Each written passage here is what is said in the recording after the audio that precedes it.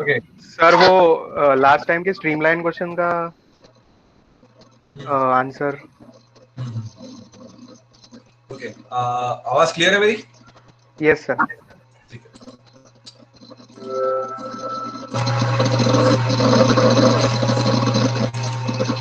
चलिए, तो let us start with our class and I hope recording on है, देख लीजिए एक बार।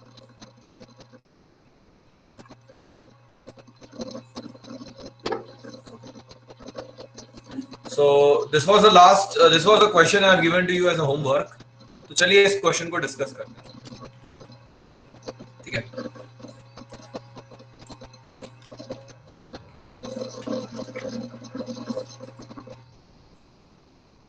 आज का लेक्चर यहीं से स्टार्ट करेंगे।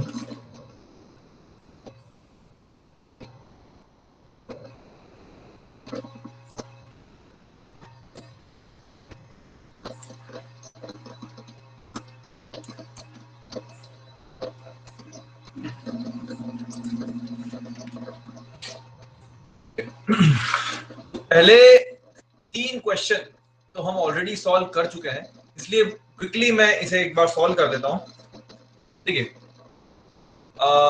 वेलोसिटी फील्ड वेक्टर दिया हुआ है आपको। एक मिनट, पेन सारे मोटे कर लेते हैं पहले।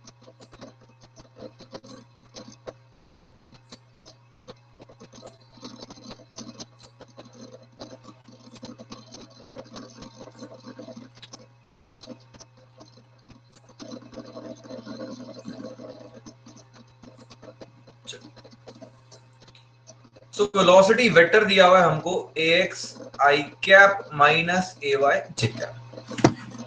ये वेलोसिटी वेक्टर हम पहले भी देख चुके हैं और हम जानते हैं कि u जो होगा ax होगा, v जो होगा माइनस ay होगा। ये वेलोसिटी वेक्टर क्या बताता है? फील्ड पर किसी भी लोकेशन पे x और y डायरेक्शन पर वेलोसिटी क्या होगी, ये लोकेशन की वेलोसिटी है फील्ड के अंदर। Okay, now we know that equation of streamlines is dx upon dx upon u is equals to dy upon v. So dx upon ax equal to dy upon ay minus ay in fact इसे solve करेंगे integrate करके तो xy equal to constant आ जाएगा। ये कर चुके हैं हम पिछली क्लास में। तो फर्स्ट क्वाड्रेंट में अगर आप देखें इसे तो ये कुछ इस तरह से बनेगा, ठीक है? मतलब ये कि जब x टेंडिंग टू 0 होगा और y टेंडिंग टू इंफिनिटी होगा, मतलब यहां पर एक मिनट व्हाट्सएप बंद कर देता हूं, आप लोगों के लिए चालू करता हूं। तो इस पर्टिकुलर पॉइंट पर अगर आप देखेंगे तो ऑलमोस्ट आप ऑब्जर्व करें वेलोसिटी यूनिडायरेक्शनल है। तो दो फ्लो बाय डायरेक्शनल है आपका, बट इन पर्टिकुलर केस पे ये यूनिडायरेक्शनल है। पूछा गया सवाल है गेट का ये। अब डायरेक्शन कैसे पता चलेगी? डायरेक्शन पता करने के लिए हम जानते हैं x कंपोनेंट जो है वेलोसिटी का वो पॉजिटिव है और y कंपोनेंट जो है वो नेगेटिव है। क्यों? क्योंकि x ग्रेटर देन 0 है यहां पर और y ग्रेटर देन 0 है। तो obviously u will be greater than 0 and v will be less than 0. So with this help we can draw a tangent like this. We know that tangent to streamline will give you the velocity vector. चलिए, मतलब flow की direction इस तरह से downward, तो ये unidirectional downward हो जाएगा। सिमिलर कमेंट हम y tending to 0 and x tending to infinity के लिए भी कर सकते हैं। ये राइट साइड हो जाएगा। चलिए ये तो कुछ एक्स्ट्रा बात हो गई। अब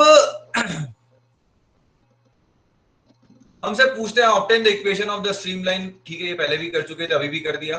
plot the streamline passing through x0, y0 2,8। तो let us say that this point is 2,8। अब इस इक्वेशन को डेफिनेटली, इस कर्व की इक्वेशन को डेफिनेटली इस पॉइंट को सेटिस्फाई करना पड़ेगा क्योंकि इससे पास हो रही है। तो हम लिख सकते हैं this is xy equal to 60। ठीक है, determine the velocity of the particle at 2,8। ये भी बड़ा सिंपल है। यहाँ पर u क्या हो जाएगा, 2,8 पर अगर आप देखोगे तो u हो जाएगा 2a और v हो जाएगा -8a। कहीं कैलकुलेशन मिस्टेक हो तो प्लीज बता दीजिएगा। तो वेलोसिटी का मैग्नीट्यूड आ जाएगा डियर आपका 2 स्क्वायर प्लस -8 स्क्वायर, a बाहर आ जाएगा आपका। तो वेलोसिटी वेक्टर का मैग्नीट्यूड आ जाएगा हमारा, कितना आता है भाई सॉल्व करने पर, 64 plus 4 68, root of 68 multiplied by 0.3। तो ये सब तो भी सॉल्व करके आ रहा है आपका 2.47 metre per second. This is the magnitude of the velocity and direction can be very well explained by this velocity vector as it is like 0.3, right? So 0.3 into 2 is 0.6 I cap minus 0.3 into 8, correct? So 0.83 or 24, 2.4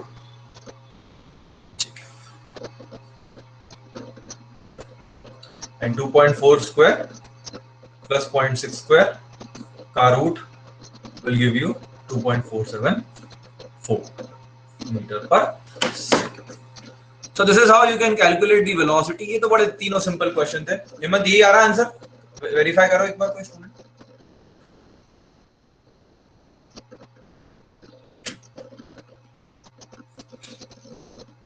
ठीक है Bhushan. Now इसका दूसरा part, if the particle is passing through the point x0, y0 that is 2,8 is marked at t equal to 0। अब particle picture में आ गया। तो यहां पर मैंने एक पार्टिकल को मार्क कर लिया, हाईलाइट कर लिया, जो t इक्वल टू 0 पर लोकेटेड है। एक काम करते हैं,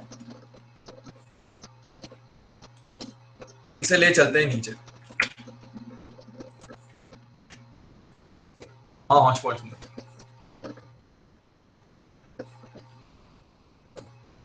तो यहां पर भाई हमने एक पार्टिकल को t इक्वल टू 0 पर मार्क कर दिया। अब डेफिनेटली पार्टिकल का, अगर मैं पार्टिकल को ट्रेस करूंगा तो ये पार्टिकल की पाथ लाइन बनने लग जाएगी, क्योंकि पाथ लाइन और स्ट्रीमलाइन सेम होती है स्टेडी फ्लो में, क्योंकि स्ट्रीमलाइन चेंज नहीं होने वाली। Why streamline will not change? Because the flow is steady. How why the flow is steady? Velocity vector will give you that information, ax I cap minus ay j cap. So even a school child can tell that velocity vector will not change. So streamlines will remain constant with respect to time. So streamlines will remain constant. So the path of the particle has to respect the velocity vector. So velocity vectors are not changing. Therefore, the path will also be same. मतलब भाई जब time बढ़ेगा, let's say t equal to 6 seconds पर ये यहीं कहीं आएगा, मतलब x बढ़ेगा और y डिक्रीज होगा। ये बात तो आप बिना, अगर कॉम्पिटिटिव में बैठे हुए हो तो ऑप्शन चेक करके, अगर ऑप्शन ऐसा कुछ मिल जाता है आपको कि x बढ़ रहा है y घट रहा है, एक ही ऑप्शन है, तो आप डायरेक्टली उस पर क्लिक कर सकते हो, इतना कैलकुलेशन करने की जरूरत नहीं। But let us not get into that, वो तो ठीक है, अब आप लोग कर ही लोगे। बट हम तो उसको एक्चुअली में कैलकुलेट करते हैं कि स्ट्रीम लाइन से पाथ लाइन कैसे कैलकुलेट की जाती है। तो that is our objective. Okay, let's see now. अब मेरे पास यहां पर वेलोसिटी वेक्टर है ax I cap minus ay। ये वेलोसिटी किसकी है? ये वेलोसिटी है किस, इन लोकेशंस की। ये लोकेशन, ये लोकेशन, ये लोकेशन, ये लोकेशन, ये लोकेशन, ये लोकेशन, ये सारी लोकेशंस की वेलोसिटी है। अगर मैं x y डालता जाऊंगा तो मुझे इन सारी लोकेशंस की वेलोसिटी मिलती चलेगी। लकीली मेरा पार्टिकल भी इसी पाथ पर ट्रैवल कर रहा है, तो पार्टिकल की भी यही सारी वेलोसिटी होगी। तो मैं लिख सकता हूं कि velocity of the particle, horizontal velocity of the particle, p denotes particle, is ax। Fundamentally, it is not a velocity of a particle. It is a velocity of a location. But since my particle is also at that location, I can say that UP is equal to AX. This is the very important concept in fluid mechanics. Similarly, velocity in y direction, I can write minus AY. Okay. So nowhere I am committing that this velocity vector represents velocity of a particle. It represents velocity of a location. It's a field vector. But since I am tracing a particle and my particle is also along the same path, I can say that this is also velocity of my particle. Having said that, now since we need to determine the path line, मतलब आपको निकालना है इसका basically क्या कह सकते हो, locus, कि जैसे मतलब आपको निकालना है x as a function of time, y as a function of time. और लेग्रांजियन मैकेनिक्स या फिर पार्टिकल मैकेनिक्स की बात करूं मैं, तो पार्टिकल मैकेनिक्स में हम एक बात जानते हैं, rate of change of velocity of the particle, sorry, rate of change of position of particle equal to its velocity.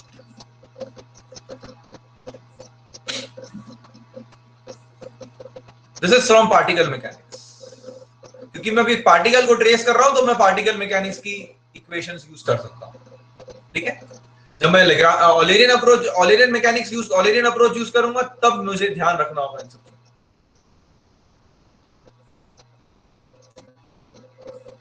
तो चलिए यूज करते हैं one by one. So this will give me dxp upon dt equal to ax.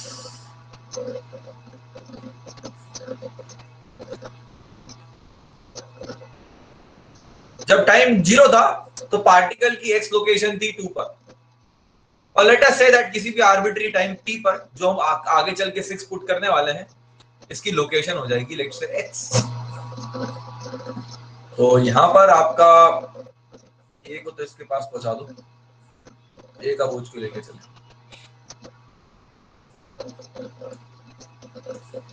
log x by 2 equal to 8, और x की particle का आएगा. ठीक है, x particle is equal to twice e की power. Similarly, this guy will give you dyp upon minus a y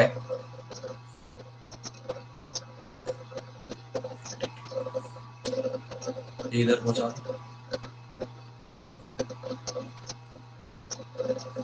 time 0 जब था तब इसकी लोकेशन 2,8, तो 8 आ गई, और जब टाइम t था यहाँ पर तब इसकी location yp.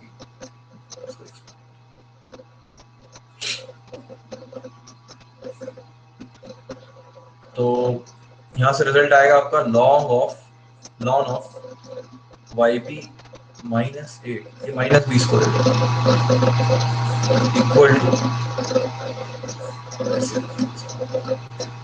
Equal to minus 80. तो yp हो जाएगा आपका e की पावर माइनस 80.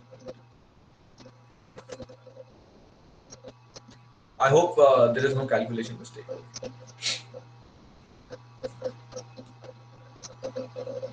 अब आप देख सकते हैं x लोकेशन एक्सपोनेंशियली इंक्रीज कर रही है और y लोकेशन एक्सपोनेंशियली डिक्रीज हो रही है, जो मैंने पहले ही कहा था आपसे. Without getting into mathematics, physically also I have said to you that. चलिए सर, ठीक है, ये बात तो मान लो. तो ये पाथ लाइंस हो गई इनकी x और y, और अगर इन दोनों को मल्टीप्लाई कर दोगे xy और yp, यहाँ xy लिख देते हैं, बार बार सब्स्टिट्यूट यूज नहीं करते हैं, तो ये 16 आ गया. इन दोनों को मल्टीप्लाई कर दोगे 1 मल्टीप्लाई बाय 2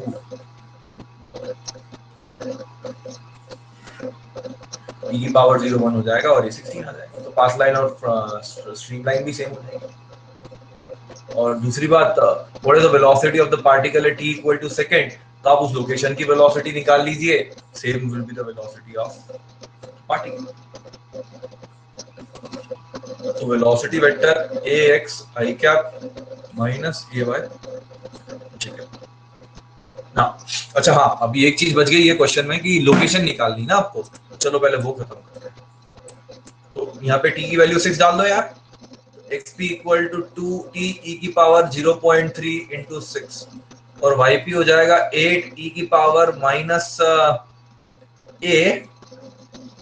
मतलब 0.3 इंटू 6। जल्दी से सॉल्व करके बताओ xp कितना आता है फास्ट। e की पावर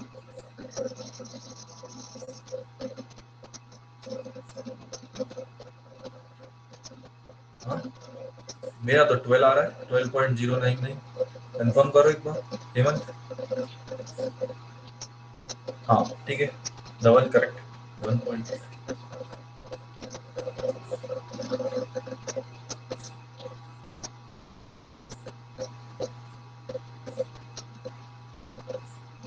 और yp कितना आ रहा है 1.3। तो बस ये आपके पास x और y लोकेशन आ गई।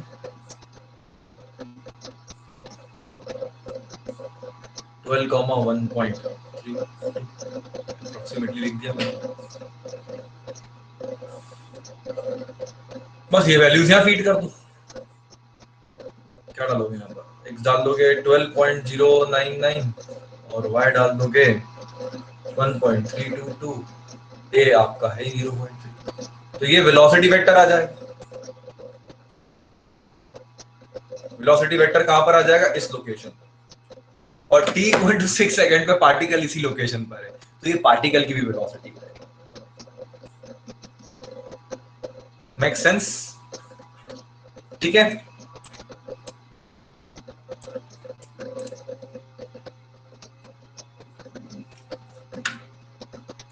So you can calculate this. This is a velocity vector at 12,099, 1.322. Since particle is also at this location at t equal to 6 seconds, this will be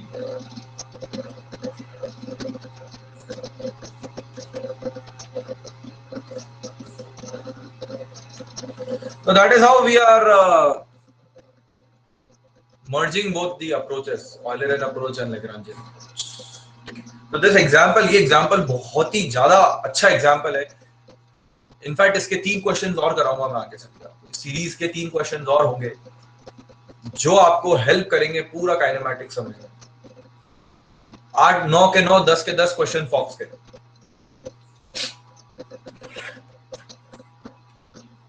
किसी का आया था आंसर ये? हेमंत, कौन स्टूडेंट? हेमंत आप ही पूछ रहे, आंसर आया था आपका ये? हाँ सर, मैंने 0.3 इंटू 6 को 2.4 लिख दिया था, तो आंसर मैच नहीं। 0.3 इंटू 0.3 इंटू 6 जो ई रेज टू पावर में था ना सर, उसको 2.4 लिख दिया। अच्छा अच्छा, बाकी सोचा ऐसे ही था हाँ सर। कि वेलोसिटी ऑफ पार्टिकल ही होगी, थॉट यही था ना? हाँ सर। बहुत बढ़िया, बस थॉट वो होना चाहिए, कैलकुलेशन मिस्टेक तो अब आपको सुधारना पड़ेगी, मैं भी कुछ बहुत ज्यादा हेल्प नहीं कर सकता। चलिए आगे बढ़ते हैं। कहां तक पढ़ा दिया था मैंने तुमको?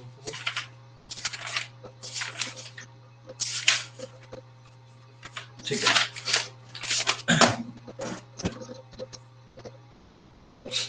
Acceleration of fluid flow.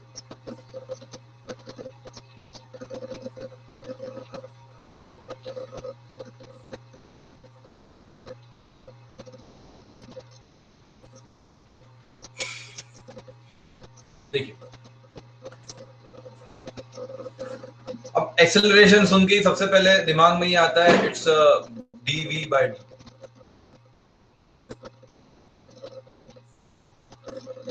मुझे आंसर चाहिए आप लोगों से, क्या मैं ये लिख सकता हूं where v vector is the velocity field vector?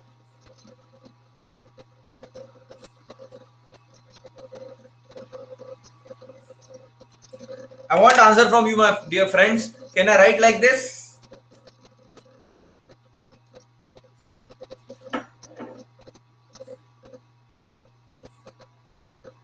Ritik says no. Other students?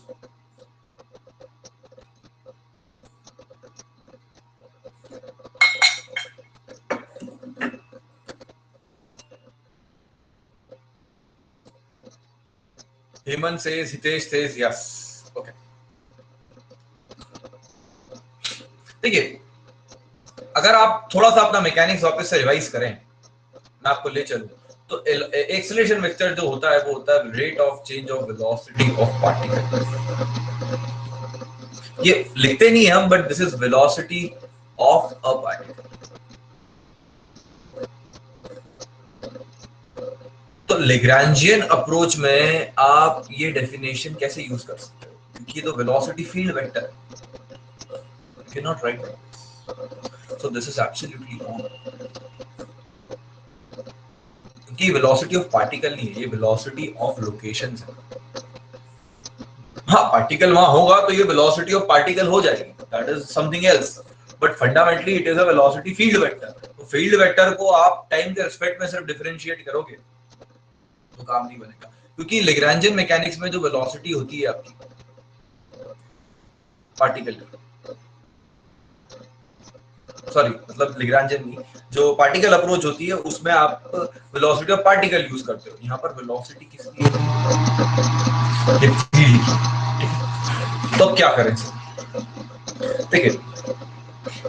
Derivation कराऊं नहीं कराऊं सोच रहा हूँ, वही आप लोगों को पता नहीं क्या, क्योंकि बहुत सारे स्टूडेंट एक्सेप्ट नहीं करते हैं डेरिवेशन को, आप लोग समझ जाओगे, बट ठीक है, अभी कॉम्पिटिटिव के लिए पढ़ा रहा हूँ तो उसको स्किप कर देते हैं हम डेरिवेशन को।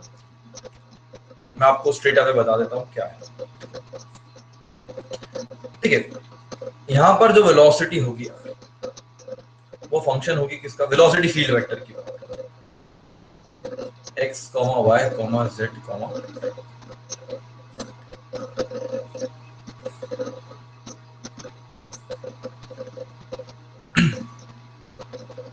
ये ठीक है।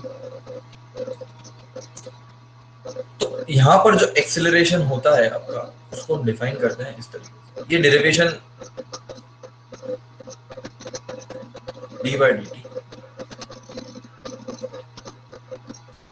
Of, let's say x direction की बात करें तो यहाँ पर आ जाएगा ये। अब डी बाई डी टी क्या है आपका, टोटल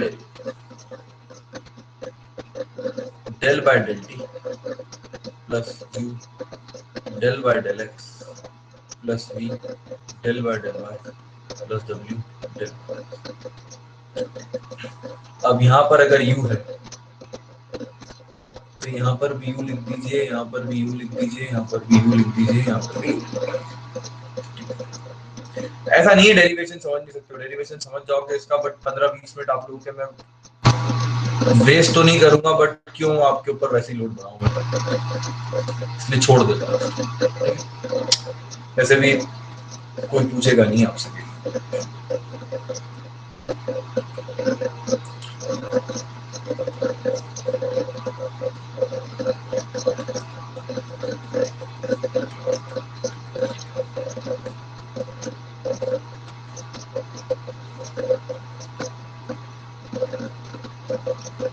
बिना डेरिवेशन में कोई चीज बताना अच्छा नहीं लगता एक्चुअली।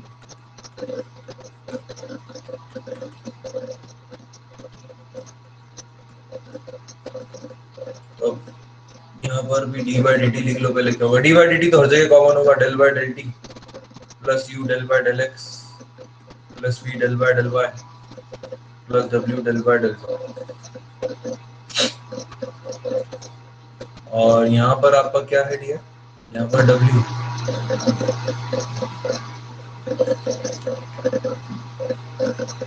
ठीक है। चलिए, इसे डिराइव तो नहीं किया हमने, बट फिजिकली समझ लेते हैं कि ऐसा क्यों आ रहा है, ये तो हम समझ ही सकते हैं, किसी भी एक एक्सेलरेशन को उसकी बात, बहुत सारी बातें करते हैं। देखिए ये क्या है, ये पार्शियल डेरिवेटिव, आप सब जानते हैं, ये सब पार्शियल डेरिवेटिव्स हैं। What is the meaning of partial derivative? इसका मतलब ये हुआ यहां पर, इसको अगर फिजिकली समझो आप, तो इसका ये फिजिकली ये बोलता है कि आप टाइम को वेरी करो और एक्स वाई जेड कांस्टेंट,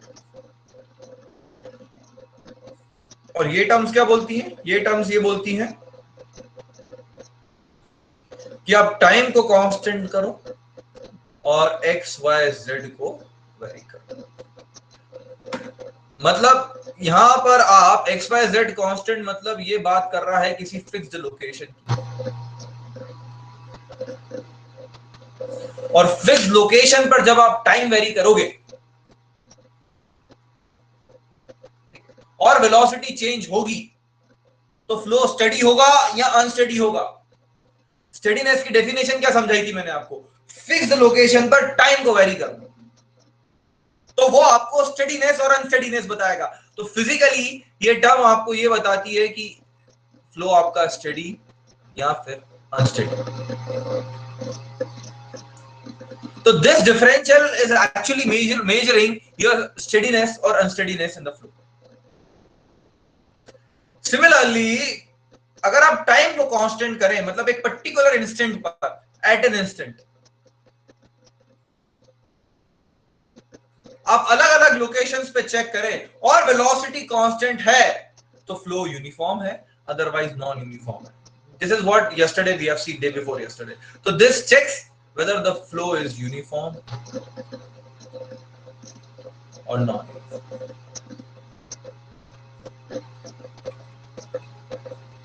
एक टर्म आपकी यूनिफॉर्मिटी चेक कर रही है और एक टर्म आपकी स्टेडीनेस चेक कर रही है। That is the physics behind this two terms. अब ऐसा क्यों हुआ है? देखिए, क्योंकि यहां पर ये आपकी नदी है, मान लीजिए रिवर,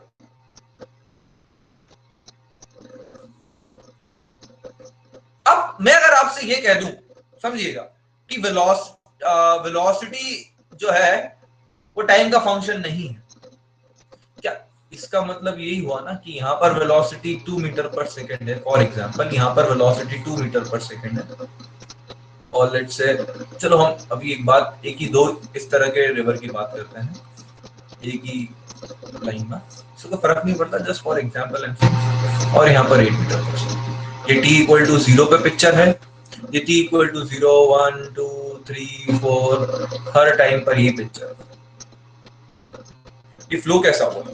स्टेडी हुआ, बट फिर भी पार्टिकल से एक्सेलरेशन एक्सपीरियंस कर रहा है ना, कि नहीं कर रहा है?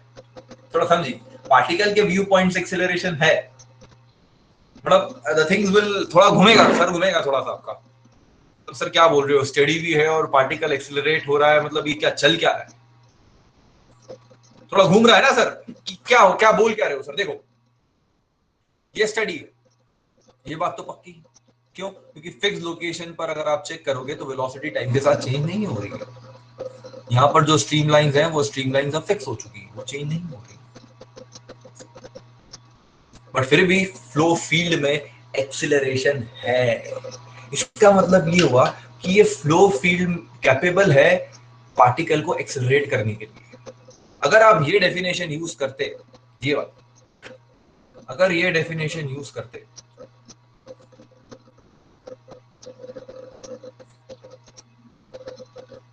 तो क्या होता? तो आपका आंसर 0 आ जाता, क्योंकि वेलोसिटी टाइम के साथ 0 हो जाती है। अगर आप ऐसे डिफाइन करते एक्सेलरेशन, तो मान लो आप जिद कर रहे थे कि सर एक्सेलरेशन जो होगा वो rate of change of velocity, और मैंने कह दिया अभी तो टाइम का फंक्शन है ही नहीं, तो आप 0 लिख देते, बट 0 है नहीं एक्सेलरेशन। पार्टिकल जब एक पॉइंट से दूसरे पॉइंट तक कन्वेक्ट हो रहा है, कन्वेक्ट मतलब कैरी हो रहा है, कन्वेक्ट का मतलब होता है कैरी करना, कन्वेक्शन आपने हीट ट्रांसफर में सुना होगा, मैकेनिकल, और बाकी स्टूडेंट्स ने भी सुना होगा, कन्वेक्शन तो एक नॉर्मल टर्म है, 11th क्लास में पढ़ते हैं हम लोग। तो कन्वेक्शन मतलब टू कैरी, तो जब पार्टिकल ए लोकेशन से बी लोकेशन कैरी हो रहा है तो it is getting accelerated. Isn't it interesting to understand? Yes, of course. Why? Because this is Eulerian approach. This is the beauty of Eulerian approach. That even the flow is steady, a particle can experience an acceleration. Even in a steady flow, particle can experience acceleration because of non-uniformity in the flow. हाँ, flow non uniform है इसकी, अलग अलग locations पे देखोगे किसी भी time पर तो वेलोसिटी चेंज हो रही है, तो because of non uniformity. So that is something that's why I said that this was law. And ये वाली इक्वेशन अगर आप चेक करें तो यहाँ पर ये टर्म जरूर जीरो हो जाएगा, बट फिर भी ये टर्म जीरो नहीं आएगा, तो आपको पता चल जाएगा कि आपका पार्टिकल का एक्सेलरेशन कितना है एक लोकेशन से दूसरे लोकेशन. तो यहाँ ये बेसिकली एक्सेलरेशन जो है टर्म, इसे कन्वेक्टिव टर्म कहते हैं.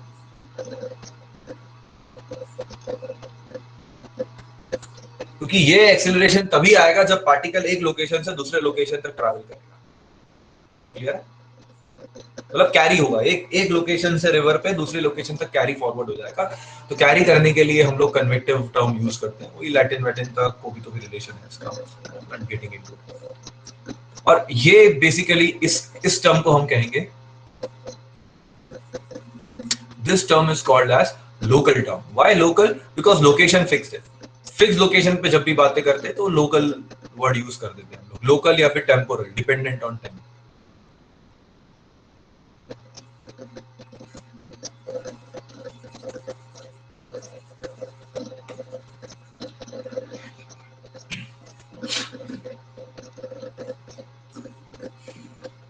एक चीज और देख लीजिए, ऐसे तो ठीक है, आप समझ गए होंगे, आप लोग बताना कोई बहुत ज्यादा जरूरत नहीं है, बट ठीक है फॉर्मेलिटी के लिए बता देता हूं कि अगर फ्लो, अब एक्सीलरेशन जीरो कब होगा? यहाँ पर एक्सीलरेशन जीरो तब होगा when flow is both steady and uniform. ठीक है दोस्तों, तो यहाँ पे अनस्टेडीनेस के कारण भी पार्टिकल एक्सपीरियंस कर सकता है एक्सेलरेशन, और स्टेडी और नॉन यूनिफॉर्मिटी के कारण भी.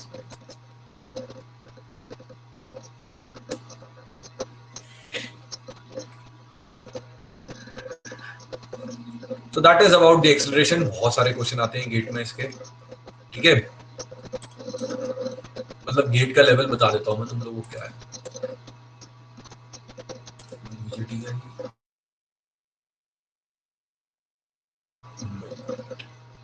क्वेश्चन निकाला था मैंने, कर लो भाई जल्दी से इसको सॉल्व एक बार.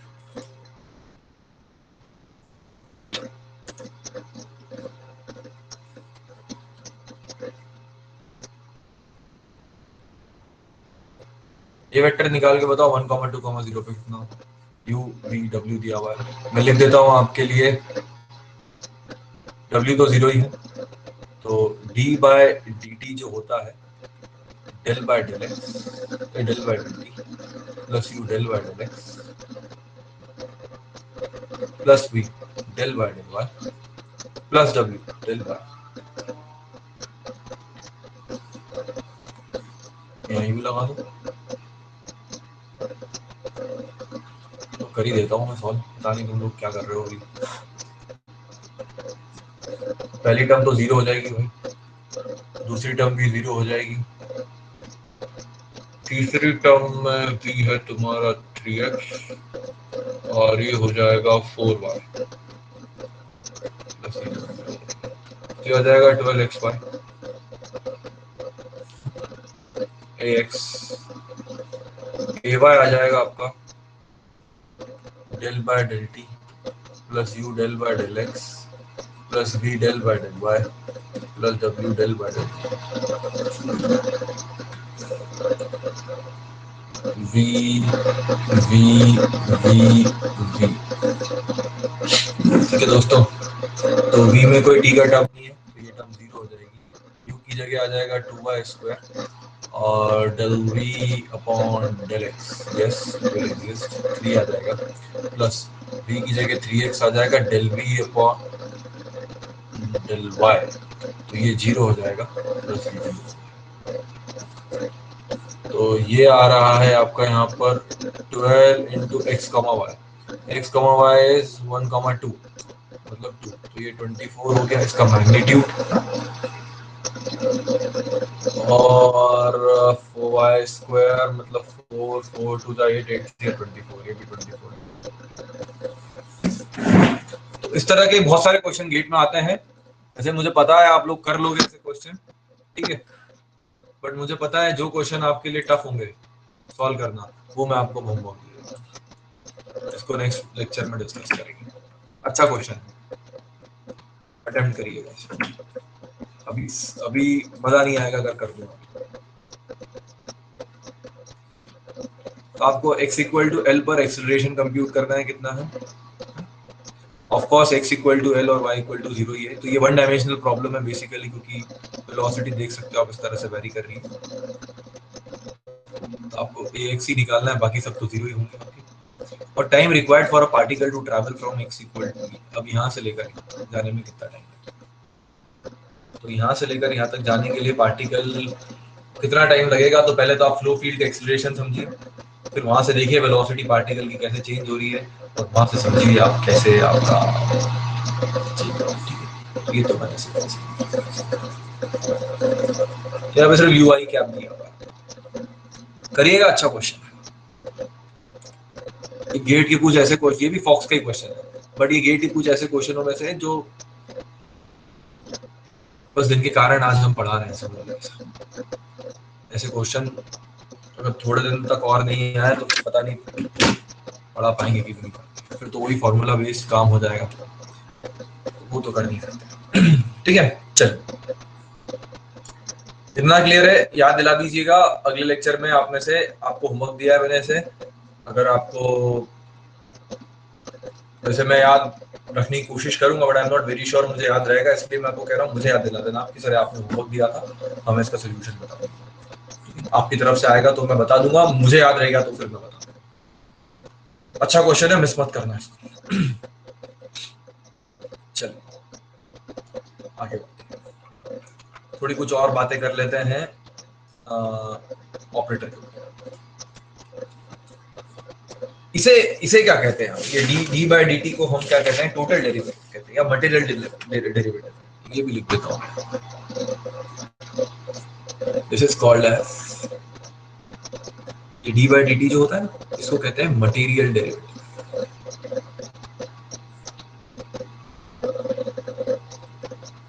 या फिर सब्सटेंशियल डेरिवेटिव। मैं तो टोटल डेरिवेटिव कहता हूँ, क्योंकि ये समय और स्पेस, टाइम और स्पेस दोनों का ध्यान रखता है, इसलिए इसे टोटल डेरिवेटिव कहते हैं। मैं मतलब ये मेरा वर्ड नहीं है ये तो, और सब्सटेंशियल डेरिवेटिव, बट इन तीनों में से मैं वर्ड यूज करूंगा टोटल, ठीक है। टोटल डेरिवेटिव के बारे में और कुछ बातें करते हैं। मतलब टोटल डेरिवेटिव सिर्फ वेलोसिटी तक या एक्सेलरेशन तक सीमित नहीं है, बहुत पावरफुल टूल है। मतलब देखिए डी बाई डी टी को हम लिख सकते हैं, क्या लिख सकते हैं, del by del T plus you del by del x plus we del by del Y plus W del by. Okay friends, तो ये तो पहली बात होगी। अब यहाँ पे जो लिखना है लिखो, जो लिखना है मतलब अगर आपको डेंसिटी में वेरिएशन चाहिए, एक काम करते हैं, इसको मैं कॉपी कर कितनी बार करूं, 1 2 करते जाओ, वही एक और बार करो, क्या है कॉपी तो बंद कर, ठीक है। अब यहाँ पर आप डेंसिटी ले लो, तो ये फिजिकली क्या बताएगा कि टाइम के साथ डेंसिटी कैसी चेंज हो रही है और लोकेशन के साथ डेंसिटी कैसे चेंज, मतलब ये अगर फ्लो फील्ड है तो फिक्स लोकेशन पर टाइम के साथ डेंसिटी कितनी वेरी हो रही है, प्लस एक लोकेशन से दूसरे लोकेशन जाओगे तो डेंसिटी में वेरिएशन कितना है। ये मास का देखिए, मास के साथ एक खूबसूरती है कि total rate of change of mass हमेशा 0 होगा as per the law of nature. Volume पे लगा दो,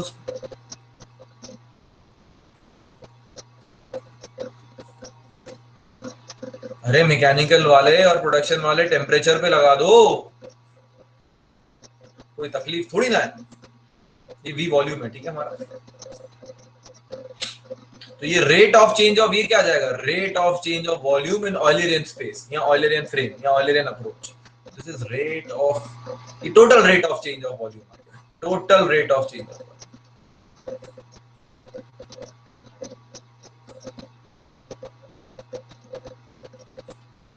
अगर आप dv बाय dt लिख दोगे, मतलब ये लिख दोगे यहां पर, या del v by del t लिख दोगे, तो ये सिर्फ एक पर्टिकुलर लोकेशन पर टाइम के साथ कितना वॉल्यूम चेंज हो रहा है वो बता पाएगा। It won't be able to capture the total image. Okay, that's why every time we will use such kind of derivatives whenever we are using Eulerian approach. Okay? अब ये एक एक्स्ट्रा रखा हुआ है यहाँ पर, इसको इन जनरल अगर आप देखें,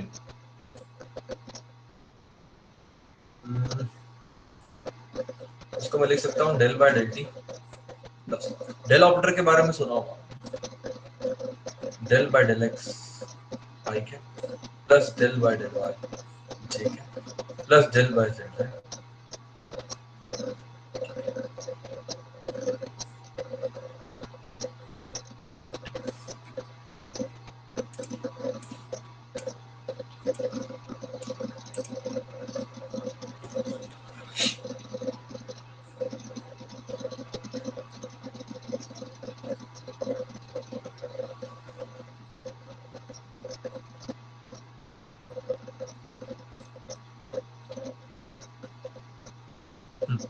तो इसे हम लिख सकते हैं v vector del by v vector dot del vector dot v vector अलग चीज होती है, ये ऑपरेटर है, ऐसे नहीं चलेगा। ये v vector dot del vector,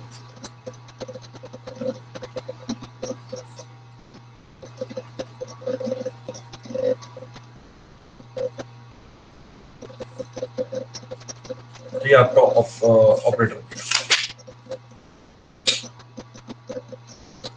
ठीक है। चलिए, तो याद रखिएगा डी बाई डी टी होता क्या है, ये बहुत इंपॉर्टेंट है हर जगह का। Having said that, इतना समझने के बाद अब आज का लेक्चर जितना अभी भी जो इंटरेस्टिंग चल रहा है, अब मेन पिक्चर में एंट्री करने जा रहा है।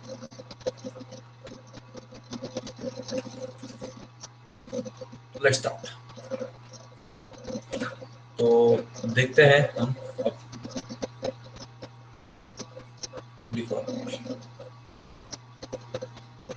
देखिए, फ्लूइड एलिमेंट्स जब फ्लो होंगे तो डिफॉर्म होंगे, चाहे लीनियर डिफॉर्मेशन होगा चाहे एंगुलर डिफॉर्मेशन होगा, बट होगा जरूर, और ये डिफॉर्मेशन सारे कंटिन्यू।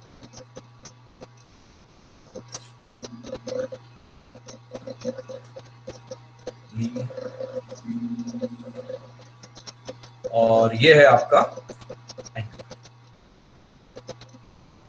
एक बार वापस से छोटा सा रिपीट कर देता हूँ। लीनियर डिफॉर्मेशन मतलब जो एंगल 90 डिग्री थे वो 90 डिग्री ही रहेंगे, उनकी लेंथ चेंज हो जाएगी, चाहे वो ऐसे हो सकते हैं चाहे वो ऐसे हो सकते हैं, डिपेंड करता है वो कि क्या सिचुएशन है। नेक्स्ट, एंगुलर डिफॉर्मेशन का मतलब ये हुआ कि जो एंगल पहले 90 डिग्री थे वो अब 90 डिग्री ना रहे,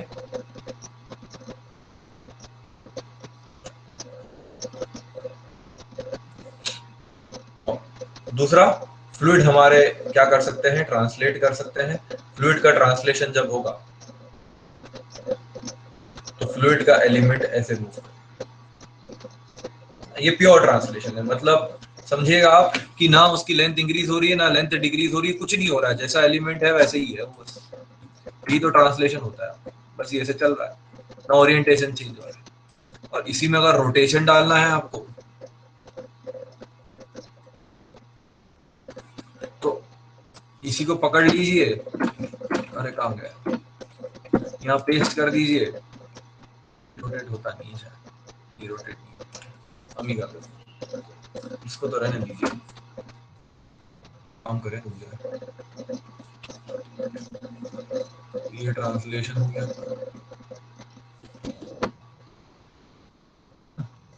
और अरे यार इतनी मेहनत क्यों कर रहे हैं, एक मिनट पहले से ही व्यवस्था की है।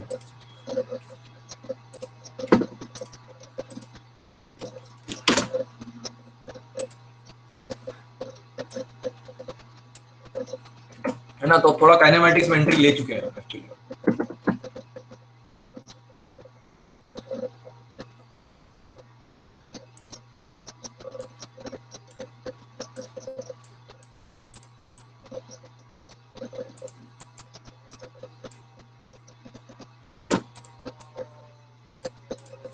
और ये लीनियर का भी कुछ नहीं, जरूरत नहीं है। तो ये बता रहा है आपका ट्रांसलेशन, और ये बता रहा है कि ये अगर एंगल थीटा रोटेट हुआ तो ये प्योर रोटेशन। आप देख सकते हो यहां से ये थीटा, एंगल अभी भी 90 डिग्री है, एंगल चेंज नहीं हुआ, वो गलती ना करें। ट्रांसलेशन में एंगल भी वैसा का वैसा है, कोई लाइन को देखोगे तो ओरिएंटेशन भी चेंज नहीं हुआ। यहाँ पे लाइन का ओरिएंटेशन जरूर चेंज हो गया, जो लाइन पहले वर्टिकल थी वो थोड़ी सी इंक्लाइन हो चुकी है, बट एंगल जो 90 डिग्री थे वो 90 डिग्री है। समझिएगा इन सब बातों को, है बड़ी सिंपल सी बात, बस यही तो समझना होता है, यही नहीं समझ पाते हैं स्टूडेंट्स, और चीजें रटना पड़ जाती है फिर काइनेमैटिक्स में। और यहाँ पर क्या हुआ, जो एंगल 90 डिग्री थे वो 90 डिग्री ना रहे, वो चेंज होकर कुछ और हो गया। तो ये आपका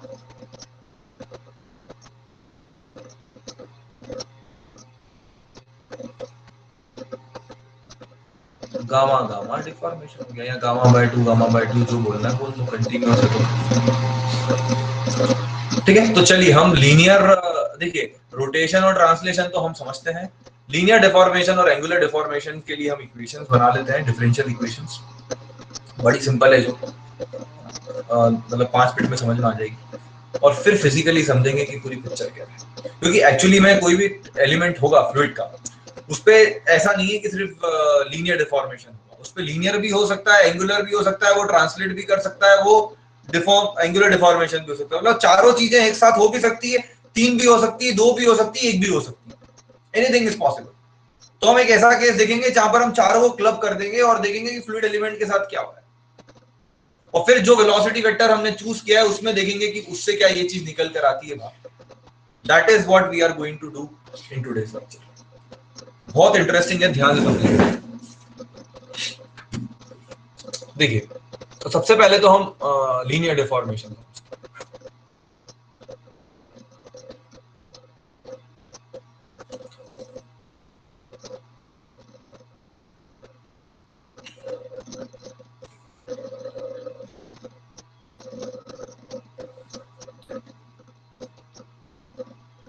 देखिए जैसे स्ट्रेन, वहां पर स्ट्रेन डिफाइन की जाती थी लीनियर स्ट्रेन, यहां पर हम स्ट्रेन रेट डिफाइन करेंगे, लीनियर स्ट्रेन रेट।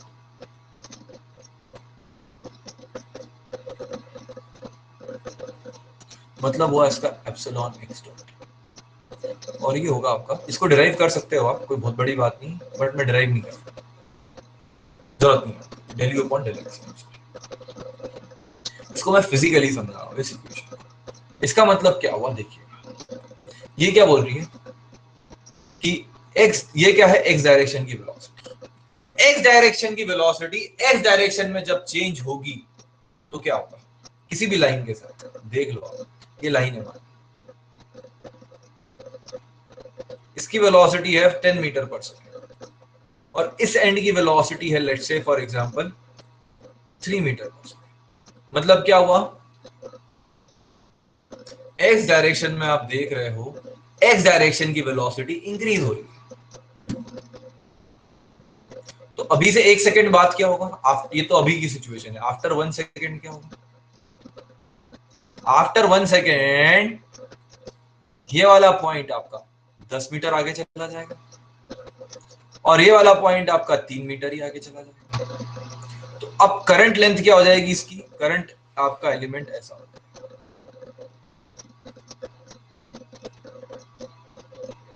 क्या समझ पा रहे हैं आप इसे, this would be your current element and this was your past,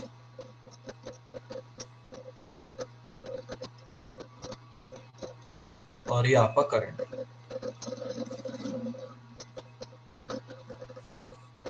मतलब ये डिस्टेंस कितना हुआ, 3 मीटर 1 सेकंड में, और ये डिस्टेंस कितना हुआ, 10 मीटर। कैलकुलेशन मिस्टेक करें तो बता दीजिएगा। पहले लेट से इसकी लेंथ 5 मीटर थी फॉर एग्जाम्पल, तो अब ये कितना हो गया 2 मीटर। मतलब इसकी लेंथ कितनी हो गई अब, नहीं 12 मीटर, मतलब 5 मीटर था ये और 5 मीटर से ये 12 मीटर।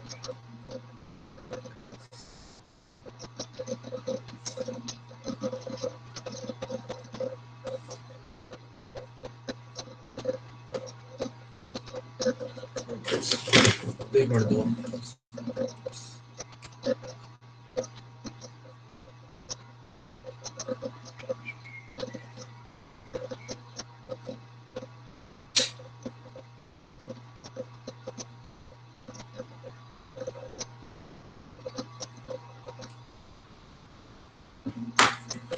ठीक है, होना ही है, ऑब्वियस सी बात है। ये तो मतलब स्कूल के बच्चों को भी समझाओगे तो समझ जाएगा कि अगर दो लाइंस हैं, मतलब एक लाइन है, उसके दोनों एंड की वेलोसिटी अगर अलग अलग है और वो डिफॉर्म होने के लिए केपेबल है, अगर जो जैसे हमारे फ्लूइड्स है, तो डेफिनेटली उनकी लेंथ इंक्रीज होगी। और इसका वाइस वर्सा भी हो सकता है कि अगर आगे वाले लेंथ छोटी कर दे और पीछे वाली लेंथ बढ़ा दे, पीछे वाली लेंथ आगे वाली एंड की वेलोसिटी कम कर दे और पीछे वाले एंड की वेलोसिटी बढ़ा दे, तो कंप्रेशन हो जाएगा। उस केस में del u by del x negative हो जाएगा। तो this is the physical meaning of this linear stream, मतलब ज्योमेट्रिकल मीनिंग आप समझ सकते हैं। Similarly epsilon y dot y क्या होगा, del v upon epsilon z dot क्या होगा, del w। मतलब जब y डायरेक्शन की वेलोसिटी ये y डायरेक्शन में इंक्रीज होगी, तो ये लेंथ जो है आपकी, ये क्या होगी, ये लेंथ आपकी इंक्रीज होगी। सिंपल सी बात, दोनों की वेलोसिटी सेम कर दोगे, मतलब del v upon del y zero कर दोगे, तो strain rate in y direction zero. Rate है ये मीटर पर सेकंड है और ये मीटर है, तो ये सेकंड इनवर्स आएगा।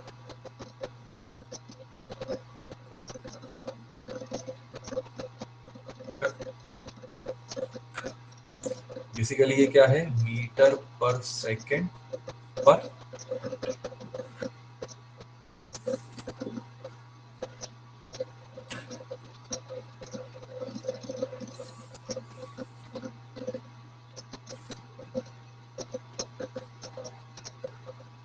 मतलब ये हो गया कि एक सेकंड में 1 मीटर कितनी लेंथ इंक्रीज होती है। समझ गए, मैं समझाता हूँ इसको कैसे इंटरप्रीट करूँ। देखो, अगर यहाँ पे del u by del x निकालना चाहो तो क्या आएगा, del u by del x है 10 minus 3 divided by delta x, 10 minus 3 divided by delta x मतलब 5, तो ये delta u upon delta x आएगा। अभी रफली हमने देख लिया, मोटा मोटा एनालिसिस करें तो 7/5, ये कितना हो गया 1.4 मीटर पर सेकेंड पर metre.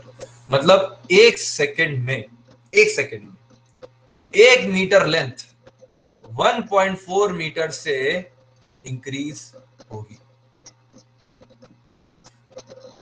So in 1 second 1 meter length will increase by 1.4 meter. So एक सेकेंड में ये कितनी है total, 5 meter length. 5 meter length कितनी इंक्रीज होगी, 5 into 1.4 length will increase by 7 meter. Correct, तो हो गई देखो 5 मीटर से 12 मीटर। अब तो ऑब्वियस सी बात है, वहीं से तो निकाला है, वही तो चीज है, बट फिजिकल मतलब समझा रहा हूं उसका क्या है। एक सेकंड में 1 मीटर लेंथ कितनी इंक्रीज हो रही है, ठीक है। अब 10 सेकंड बाद जानना है, 10 सेकंड बाद इसकी लेंथ क्या होगी, तो 70 मीटर हो जाएगी। यहाँ पे 10 से मल्टीप्लाई कर दो, तो 10 सेकंड बाद जो 5 मीटर लेंथ थी आपकी, वो 70 मीटर हो जाएगी। तो ये आपको बेसिकली बता रहा है कि फ्लूइड एलिमेंट किस रेट से इंक्रीज हो रही है उसकी लेंथ। सिंपल है यार, बहुत सिंपल है।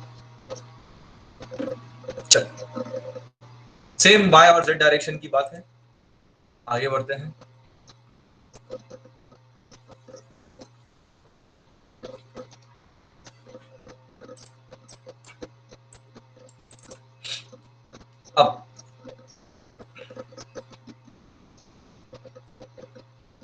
इनकंप्रेसिबल फ्लो का मतलब क्या होता है?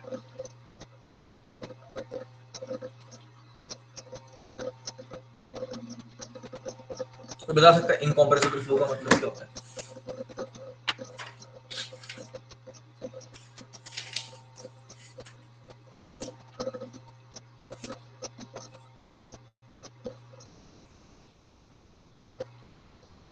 इनकंप्रेसिबल का मतलब, यस, परफेक्ट, करेक्ट आंसर, कि when you cannot something which cannot be compressed, so basically difficult to compress, difficult to compress. अब कंप्रेस का फिजिकल मीनिंग क्या होगा? कंप्रेस नहीं हो रहा है मतलब उसका वॉल्यूम चेंज नहीं हो रहा है, मतलब डिफिकल्ट टू कंप्रेस और difficult to change.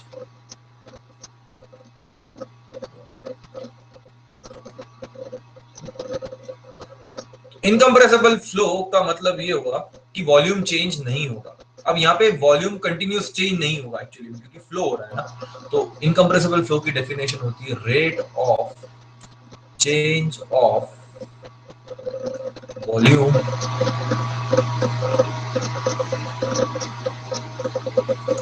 Per unit पर।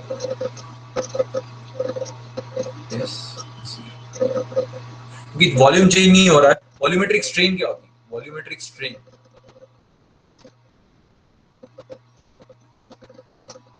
चेंज इन वॉल्यूम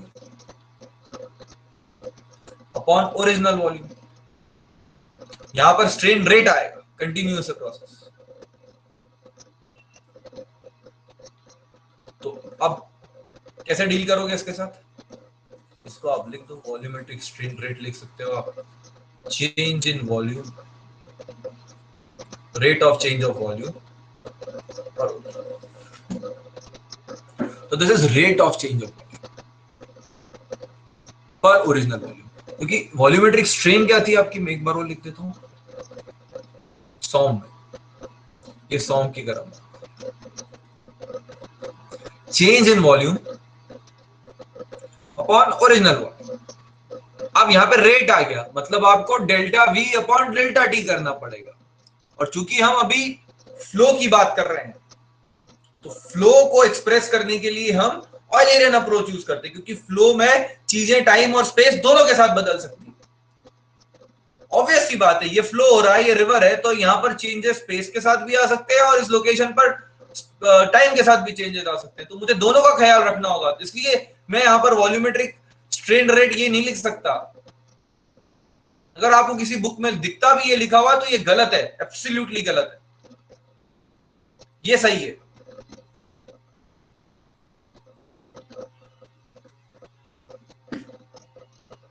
क्योंकि फ्लो हो रहा है, फ्लो में चीजें समय और स्पेस और टाइम दोनों के साथ चेंज होती है। अगर मैं यहां पर कोई पार्टिकल रख दूंगा और वो पार्टिकल जब यहां पहुंचेगा और अगर लोकेशन के साथ वॉल्यूम चेंज हो रहा है, मान लीजिए एक लोकेशन से दूसरे लोकेशन, तो हो सकता है वो पार्टिकल भी उस चीज को, उस इफेक्ट को या टेम्परेचर से फील कर लीजिए आप, वॉल्यूम से फील नहीं होगा। तो अगर पार्टिकल यहां पर है, यहाँ पे 20 डिग्री है, यहाँ पे 40 डिग्री है, तो जब पार्टिकल यहां आएगा तो पार्टिकल का भी वो टेम्परेचर हो जाएगा। तो ये चेंज क्यों आया है पार्टिकल के अंदर? क्योंकि उसने वो एक प्लेस से दूसरे प्लेस गया है, स्पेस में वेरिएशन के कारण आया, टाइम में वेरिएशन के कारण नहीं है। एक्चुअली में दोनों का कंबाइंड इफेक्ट है, ऐसे समझो। और वॉल्यूमेट्रिक स्ट्रेन रेट आपको सॉम में पता है, वॉल्यूमेट्रिक स्ट्रेन क्या होती थी? Epsilon x plus epsilon y plus epsilon z में डिराइव किया हूं, आप देख लीजिएगा। बड़ा सिंपल सा डेरिवेशन है, अभी करके समय बर्बाद नहीं कर सकता। तो इसलिए वॉल्यूमेट्रिक स्ट्रेन रेट क्या हो जाएगी आपकी?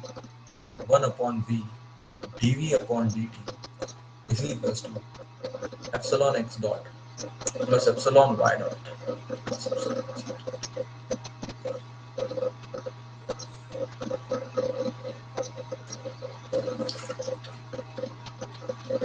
और ये अगर जीरो है,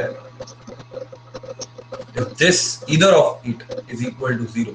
अब मैं इसको फिजिकली भी समझाऊंगा, ऐसा नहीं है कि हमने ठीक है इस पर बात कर ली और खत्म हो गया। इसको हम समझेंगे कि ये बोल क्या रहा है, क्यों ऐसा हो रहा है। उसके लिए थोड़ा सा पेशेंस रखना पड़ेगा, कुछ मैथमेटिक्स डिराइव करूंगा मैं, फिर उसको फिजिकली समझेंगे। इसको इक्वल टू जीरो अगर हम कर देते हैं तो इसका मतलब ये हुआ कि वॉल्यूम चेंज नहीं हो रहा है समय के साथ, मतलब फ्लो इनकम्प्रेसिबल है।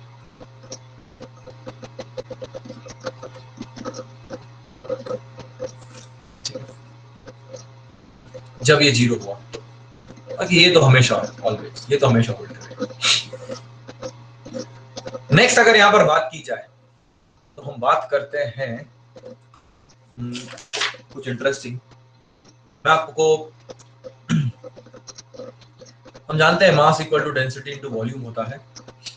लॉग ले लें दोनों तरफ, log M equal to log rho. मैं मतलब और कुछ डेफिनेशन भी डिराइव करना चाह रहा हूँ इनकम्प्रेसिबल फ्लो की, फिर हम वापस से डिफॉर्मेशन पर आ जाएंगे। प्लस लॉग वॉल्यूम, ठीक है, इस पे टोटल डेरिवेटिव कर देते हैं 1 upon m dm upon dt time के साथ equal to 1 upon rho d rho by dt plus 1 upon b dv by dt। आप समझ गए होंगे क्यों ऐसा किया मैंने, क्योंकि ये आ गया है मेरा वॉल्यूमेट्रिक स्ट्रीम रेट।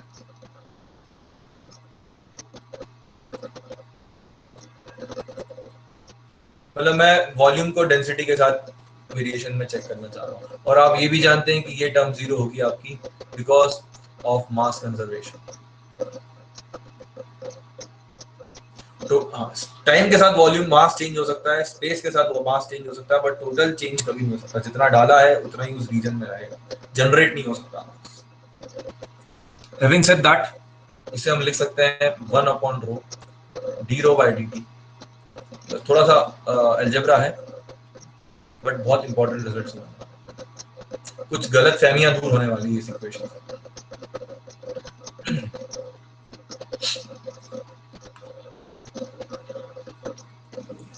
चलिए, इस टर्म को मैं लिख सकता हूं, देखिए मैं एक्सपांड कर रहा हूं इसे, 1 upon rho del by del T plus you del by del x plus we del by del Y plus W del bye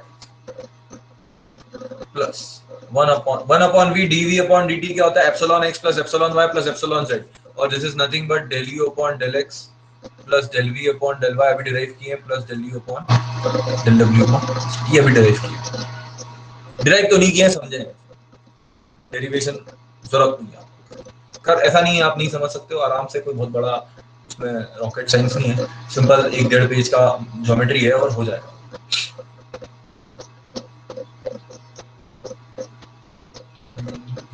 तो plus del u upon del x plus del v upon del Y plus del डब्ल्यू upon, अभी मैंने incompressible की condition नहीं लगाई। Incompressible की condition तो तब होगी जब ये मैं जीरो डालूंगा, अभी तो हम जनरल इक्वेशन डिराइव कर रहे हैं, और ये आएगा रो रो रो रो।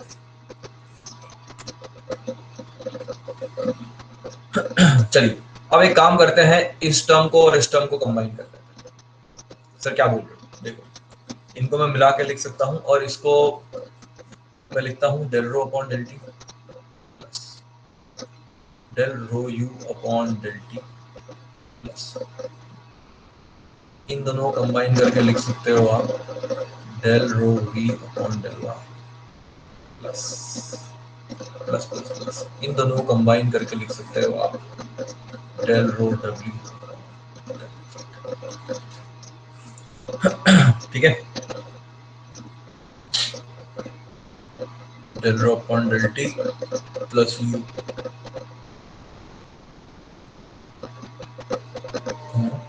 इसको खोलोगे तो क्या आएगा, rho del u upon del T plus you del rho upon del t, और ये वाला रो इसके पास है, तो काम समझ में आया, ठीक है। Rho d u del u upon,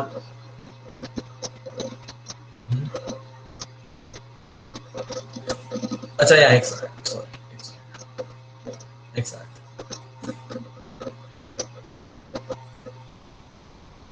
ठीक है ना, समझ में आया क्या किए, मैथमेटिक्स है, कुछ भी नहीं है इसमें।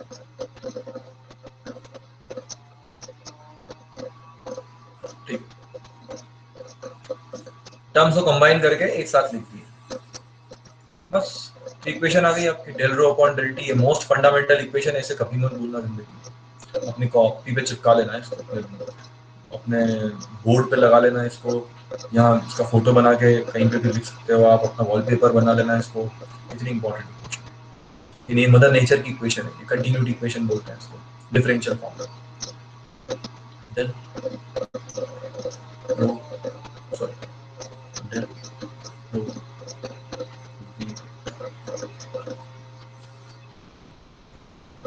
वो डेल ऑपरेटर से लिख दिया, आप क्रॉस चेक कर लीजिएगा बाद में, कोई तकलीफ नहीं। डेल ऑपरेटर मैंने बताया आपको क्या होता है, वी वेक्टर आपको पता है। This is continuity equation. ये अच्छा नहीं लगे तो ये, वैसे आप लोग को आता होगा 100% यार, ये सब समझ में आता होगा डेल ऑपरेटर क्या चल रहा है। ये लिखा है डेल ऑपरेटर में, del by del x i cap plus del by j cap del by z cap, तो बस वैसे ही।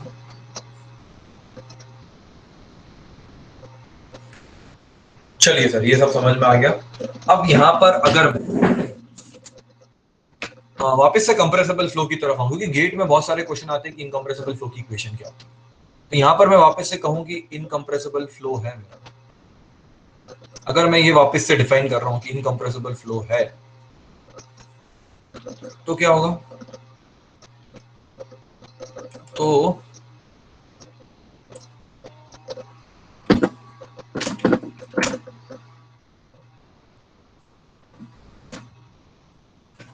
सर ये तो हमारी जनरल इक्वेशन है ना, तो ये टर्म आपकी जीरो के पास चली जाएगी, करेक्ट, इनकंप्रेसिबल फ्लो के लिए। तो एक बार जल्दी खत्म हो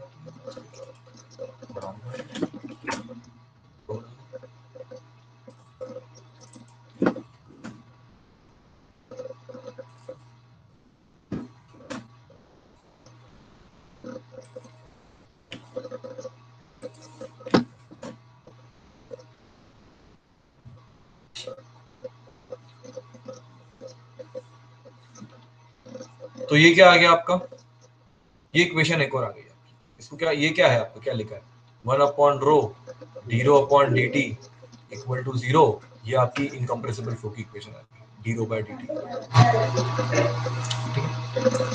और इसको आप एक तरीके से और लिख सकते हो, del by del T plus del plus you del by del x plus we del by del Y plus W del by del z, rho rho rho. ध्यान से सुनिए, बहुत इंपॉर्टेंट, ये इक्वेशन जीरो कब होगी?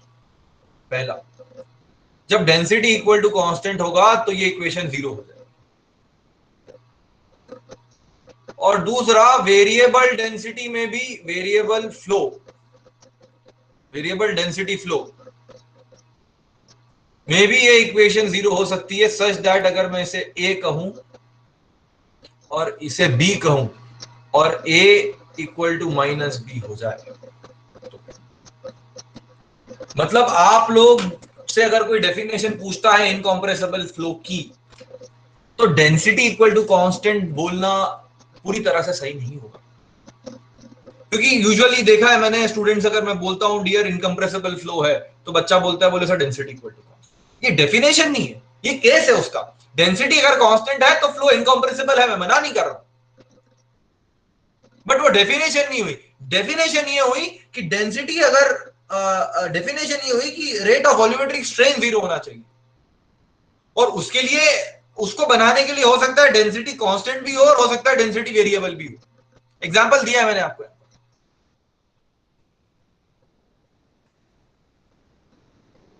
ए और बी, मतलब ये टर्म मान लीजिए ए आई और एक अगली टर्म बी आई, और बी जो आया वो एग्जैक्टली ए के अपोजिट आ गया, तो ए माइनस बी जीरो हो जाएगा। Getting my point? So this is very important thing to understand कि कभी भी कोई आपसे डेफिनेशन पूछे तो उन्हें कहिएगा कि सर इनकंप्रेसिबल फ्लो की डेफिनेशन होती है rate of volumetric strain equal to zero. In a special case density equal to constant is of course incompressible equation, मतलब incompressible flow condition, not a equation. तो अब आपके पास ये दो चीज और आ गई, तो मैं यहाँ पर गेट के पॉइंट ऑफ व्यू से कुछ लिख देता हूँ, ये ऑब्जेक्टिव में बहुत काम आएगा। इनकंप्रेसिबल फ्लो क्या क्या हो सकता है? एक इक्वेशन तो आपकी ये हो गई dv अपॉन dt। एक इक्वेशन अभी आपने देखी 1 अपॉन रो d रो अपॉन dt। इसका एक और फॉर्म आपने देखा epsilon x plus epsilon y plus epsilon z। है ना, इसको लिख सकते हो आप फर्दर डेल v वेक्टर, है ना। ये क्या del u upon del x plus del v upon del y plus del w। इसी को लिख सकते हो आप डेल v वेक्टर। ये बहुत फेमस इक्वेशन, सबसे ज्यादा यूज में आई है।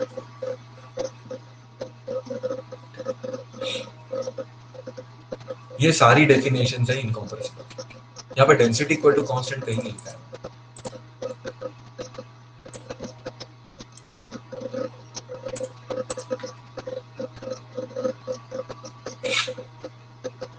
ठीक है, क्योंकि लीनियर डिफॉर्मेशन के बारे में कुछ बातें थी, और डेफिनेटली मैं इस इक्वेशन से लीनियर डिफॉर्मेशन आपको समझाऊंगा आगे चल के एक एग्जांपल से।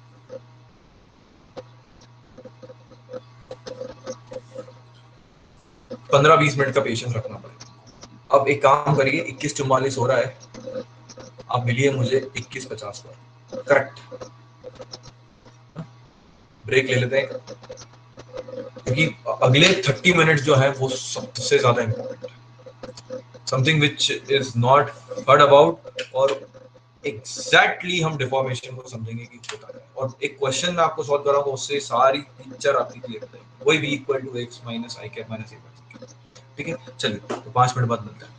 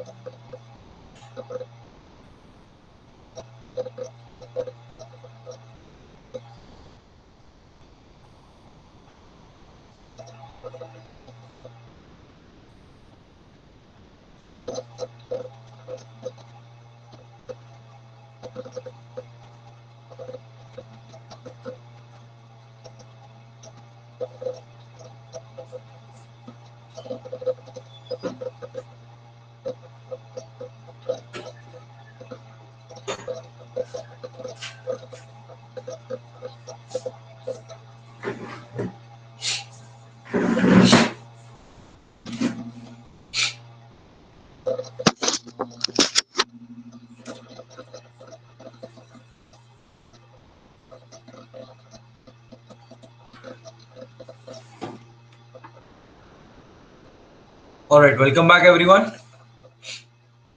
1 मिनट बचा है अभी, कोई डाउट हो तो पूछ लीजिए।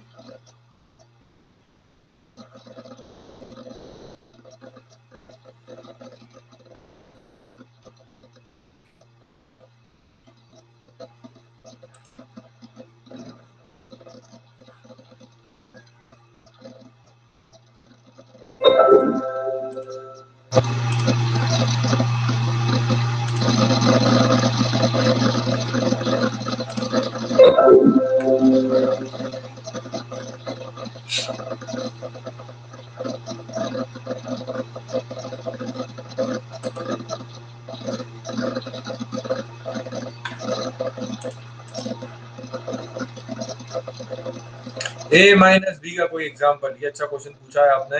देखो एक्चुअली मैं अभी इसलिए नहीं बता सकता मैं, क्योंकि मुझे थर्मोडायनामिक्स में डिटेल में पड़ जाएगी। ठीक है, होते हैं ऐसे एग्जाम्पल, कम होते हैं बट होते हैं।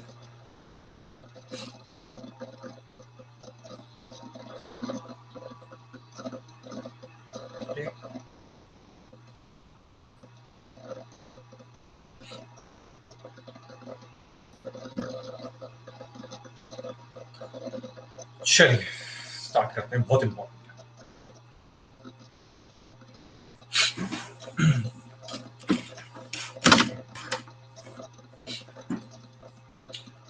Now let us talk about angular deformation.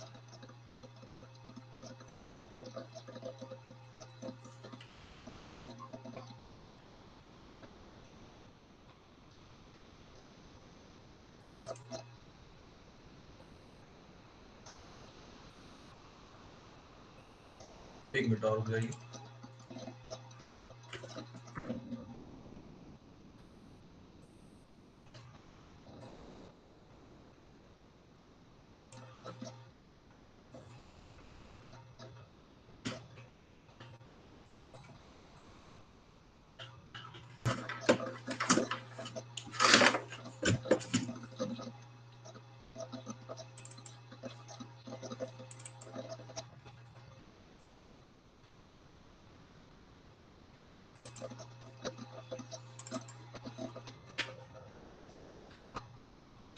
देखिएगा, देखो इसको भी समझना, पूरा डिस्कशन बहुत सिंपल है अभी, बहुत इंटरेस्टिंग। मतलब ऐसे रेयर कॉम्बिनेशन कम मिलेंगे आपको कि कोई चीज सिंपल भी है बट इंटरेस्टिंग भी है। बट हाँ, हो सकता है दिखने में बड़ी कठिन लगे, बट सही से समझी जाए और समझाया जाए तो बड़ी सिंपल है। देखिए, एक सिंपल सी बात कहता हूं मैं आपसे, आप खुद बताइएगा कि जब एक्स डायरेक्शन में वेलोसिटी इस एंड की, इस एंड की और इस एंड की वेलोसिटी जब इंक्रीज हो रही थी तो इसकी लाइन की लेंथ इंक्रीज हो रही थी, राइट? तो this is what we called as del u upon del x। Correct ना? अब ये कोई लाइन एलिमेंट है या कोई भी एक एलिमेंट है बेसिकली, जैसे ये एलिमेंट है आपका फ्लूइड एलिमेंट, उसमें अब एक लाइन एलिमेंट पकड़ ली हम, ये वाला फॉर एग्जांपल। अब सोचो इसका ओरिएंटेशन कब चेंज होगा? सर वो तो तब होगा जब ये वाली वेलोसिटी और ये वाली वेलोसिटी, मतलब जब del v upon del del del v upon del x होगा, तो ये वाला ग्रेडियंट जो होगा वो डिसाइड करेगा कि ये वाली लाइन इधर जाएगी कि नहीं। करेक्ट।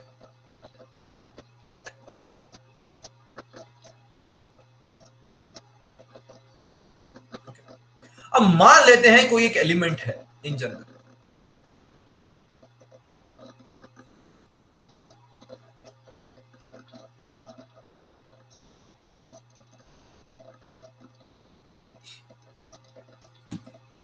एक मिनट रुक जाओ, इंटरनेट की कुछ अनस्टेबिलिटी आ रही है, एक मिनट रुको, वीडियो बंद करो,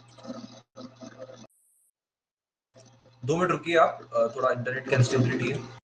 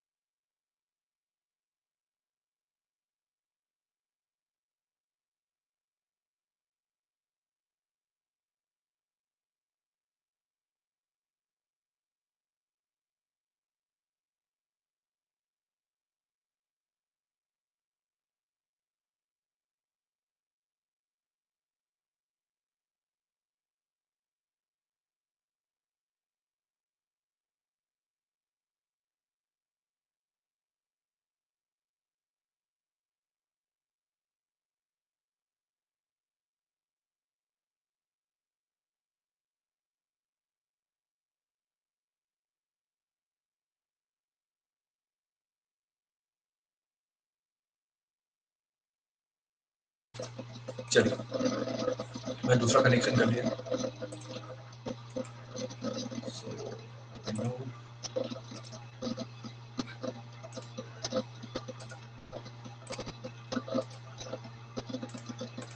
ठीक है, चलिए स्टार्ट करते हैं।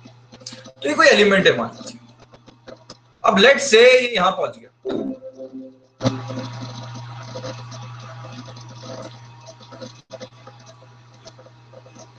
तो let's say this was A B C D earlier and now it is something like this. इसे अल्फा डॉट कहते थे क्योंकि कंटिन्यूअसली चेंज होगा, और इसे बीटा डॉट कहते हैं। हाँ, अगर किसी पर्टिकुलर इंस्टेंट की अगर हम बात करें तो अगर आप ये डॉट हटाना चाहो तो हटा सकते हो, बट लिखना पड़ेगा यहाँ पर कि at an instant, at any instant. हम ये सिचुएशन मान लेते हैं, ये अल्फा डॉट है, बहुत ध्यान से समझिएगा। अब अल्फा डॉट जो होगा आपका वो होगा ये x del v upon del x, और बीटा डॉट जो होगा आपका वो होगा डेल यू अपॉन, मतलब क्या हुआ, ये सिंपल है, del u upon del y का मतलब क्या हुआ कि अगर y डायरेक्शन की x डायरेक्शन की वेलोसिटी ये y डायरेक्शन में इंक्रीज होगी, यही तो हुआ del u upon del y का मतलब। तो ये लाइन ऐसी हो जाएगी, तो यहां से बीटा, ये भी पर सेकंड ही है, ये भी पर सेकंड ही है, बातें सारी वही हैं, ठीक है। अब आगे समझते हैं। अब देखिए, और 1 मिनट में मेरा वो भी ले आता हूँ सारा सामान जो मैंने बनाया था यहाँ पर, जब समय आ गया है इसको यूज करने।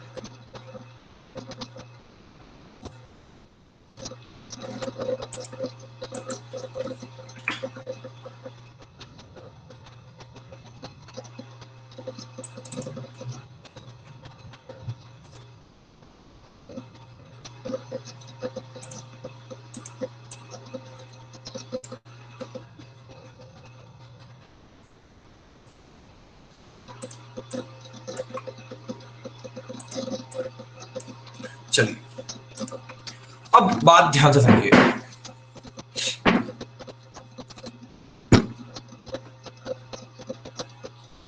ये आप लोगों को समझ में आ गया कि ये जो एंगल, जब भी एंगल में चेंज आ रहा है, लाइन एलिमेंट कोई अपना ओरिएंटेशन चेंज कर रहा है, तो वो ओरिएंटेशन इसलिए आ रहा है क्योंकि एक्स डायरेक्शन की वेलोसिटी वाई डायरेक्शन में वेरी कर रही है, या वाई डायरेक्शन की वेलोसिटी एक्स डायरेक्शन में वेरी कर रही है, इसलिए लाइंस के ओरिएंटेशन चेंज हो रहे हैं। अब उन ओरिएंटेशन के कारण रोटेशन भी हो सकता है और उन ओरिएंटेशन के कारण एंगुलर डिफॉर्मेशन भी हो सकता है। क्यों? क्योंकि देखो ना, यहां पर भी तो यही होगा,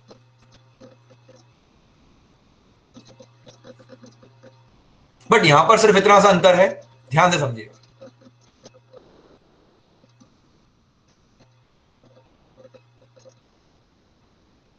यहां पर जो एलिमेंट ऐसा था वो ऐसा हो गया। तो मेरा कैमरा चालू है ना? कैमरा चालू है? कैमरा चालू है, ठीक है। तो जो एलिमेंट ऐसा था वो ऐसा हो गया 90 डिग्री मेंटेन करते हुए। मतलब अगर इसे मैं थीटा कहूं तो ये भी थीटा ही होगा, करेक्ट। नेक्स्ट, ये रोटेशन है, ये एंगुलर डिफॉर्मेशन है। थोड़ा पेशेंस रखिएगा, 5 से 10 मिनट में सब कुछ समझ में आ जाएगा।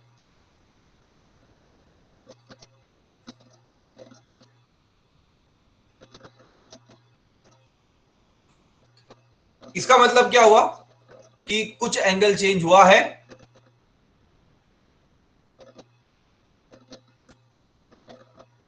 ये लाइन एलिमेंट ऐसा हुआ है और ये लाइन एलिमेंट ऐसा हुआ है, और एंगुलर डिफॉर्मेशन जब भी होगा तो दोनों तरफ से एक जैसा होगा। अब यहां पर ये जो भाई साहब है एबीसीडी, और ये जो है ए डैश,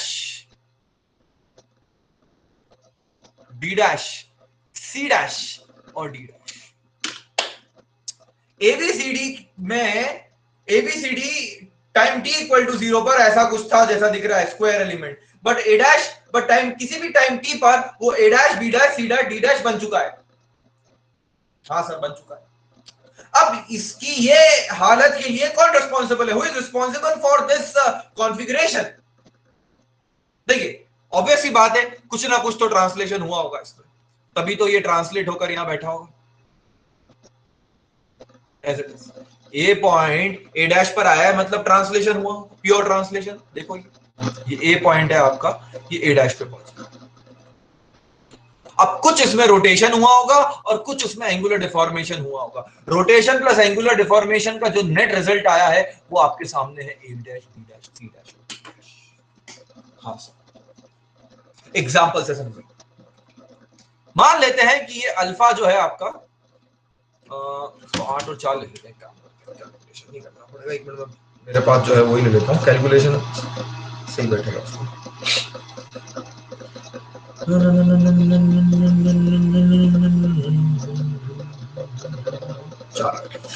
4 ले लो, 4 ले लो और इसको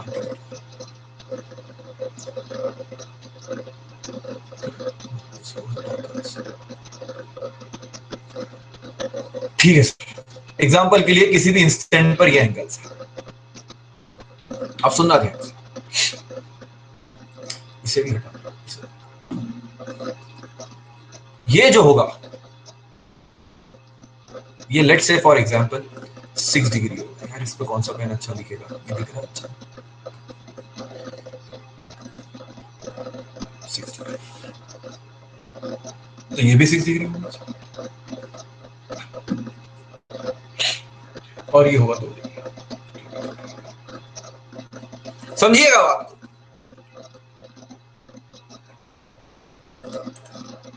क्या किया है मैंने?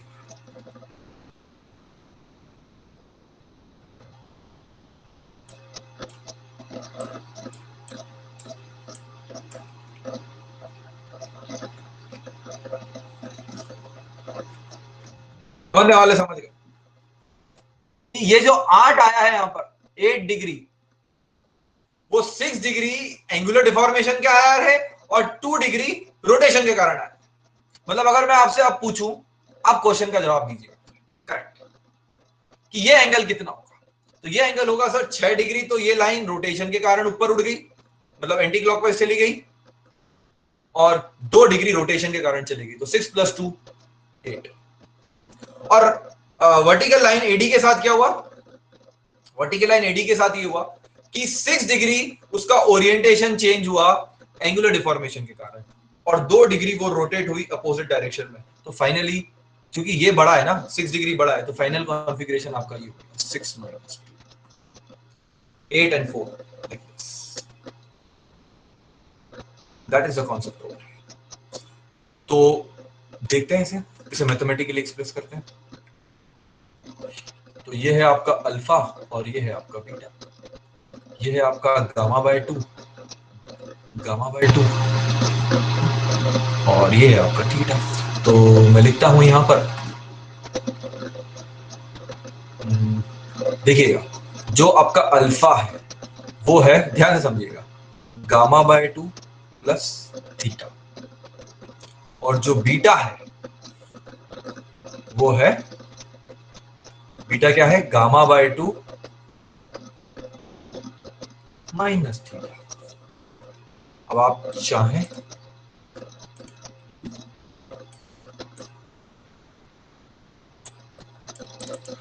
तो यहां पे डॉट लगा दीजिए, क्योंकि इन जनरल बात करें तो ये तो कंटिन्यूस ही होगा। अब इसे ऐड कर दीजिए, तो alpha dot plus beta dot equal to gamma. तो गामा डॉट आ जाएगा आपका, alpha dot is del v upon del x plus del u upon.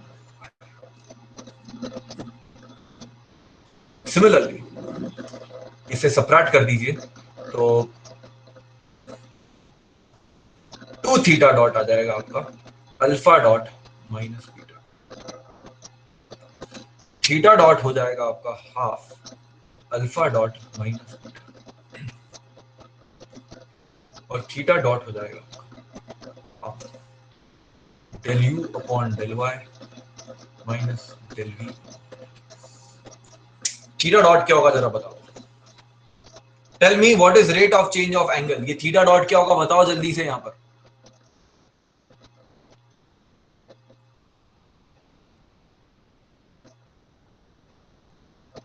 इस एलिमेंट की कौन सी वेलोसिटी होगी theta dot, come on.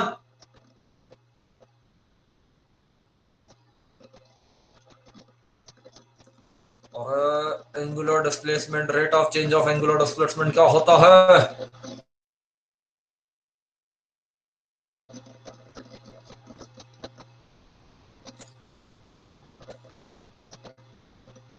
Theta dot कौन सी वेलोसिटी होगी?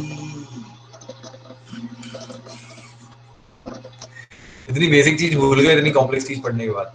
Angular velocity omega, yes, this is nothing but omega, angular velocity. Rotation में pure rotation है ना, ये प्योर रोटेशन है, ये प्योर ट्रांसलेशन है। सबको अलग अलग करके दिखाया मैंने और फिर ऐड कर दिया एक साथ में, क्योंकि फाइनली तो सबका मिक्सचर होने वाला है ना, जो भी होने वाला है। D theta by D D क्या होता है भूल गए, ओमेगा, रोटेशन में टाइम के साथ ही है ना, ये D theta by d T तो लिखा है, ये क्या है? तो ये आ गया आपका एंगुलर वेलोसिटी की फॉर्मूला। और ये कौन से प्लेन में है आपका, ये कौन से प्लेन, डायरेक्शन क्या होगी, ये रोटेट ऐसे हो रहा है, तो जेड डायरेक्शन में, ये पॉजिटिव लिया है सब कुछ का। अब समझ में आया ये 2 क्यों आता था? आपने फॉर्मूला याद किया होगा, क्या किए थे फॉर्मूला, कैसे याद किए थे 2 बताओ जरा मुझे, क्या कॉन्सेप्ट सीखे थे इसके पीछे? ये 2 कहां से आया था? ये याद तो होगा आपको कि ये 2 रटा था आपने, इसके पीछे कॉन्सेप्ट क्या था आपका बताओ, ये 2 कहां से आया?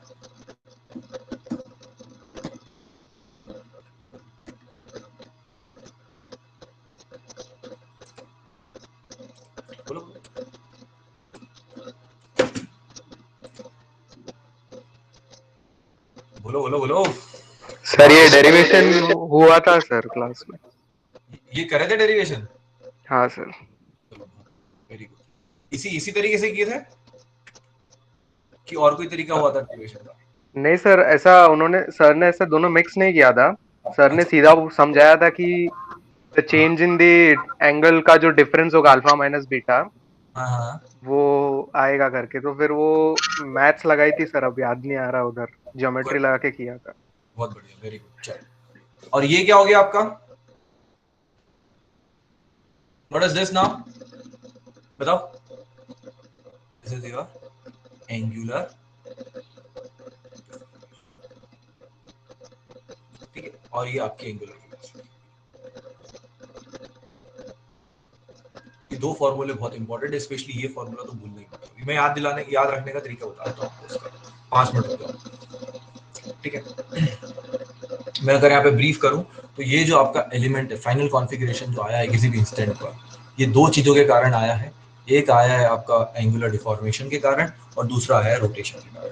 दोनों को जब एड अप करोगे तो ये ओरिएंटेशन आ जाएगा आपका, और इक्वेशन ही आ जाएगी। अब यहाँ पर इस चीज को अगर और समझना चाहो तो ऐसे भी समझ सकते हो कि मान लो इन इन स्पेशल केस अगर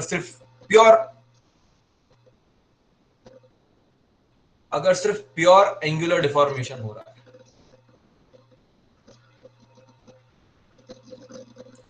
ओनली यही हो रहा है, इसका मतलब क्या हुआ? इसका मतलब ये हुआ कि रोटेशन जीरो है, नो रोटेशन। इसका मतलब ये हुआ, मतलब del u upon del y is equal to del v upon del x. हाँ तो सही बात तो है ना, ऐसे भी देख लो। प्योर एंगुलर डिफॉर्मेशन का मतलब क्या होता है? प्योर एंगुलर डिफॉर्मेशन का ऐसे देख लो इस चीज को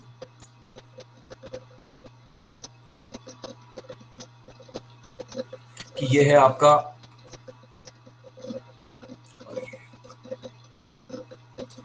ये gamma by 2, del u by del y और del u by del x same होंगे प्योर एंगुलर डिफॉर्मेशन के केस में। देख लो, होंगे भी फिजिकली भी, जो देख लो कि जितना del u by del y का मतलब क्या हुआ? Del u by del y का मतलब ये हुआ कि ये वाली जो आपकी वेलोसिटी है, ये जिस रेट से ये इधर गिर रहा है उसी रेट से ये ऊपर चढ़ रहा है, तो ये दोनों एंगल हमेशा सेम गिरेंगे। ये प्योर एंगुलर डिफॉर्मेशन।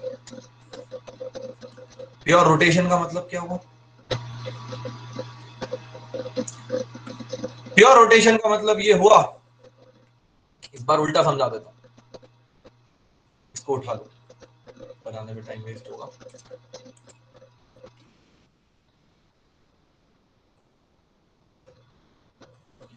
अब मुझे एक बात बोलो, इसको उठा लिए और आप लोग ये ले लीजिए,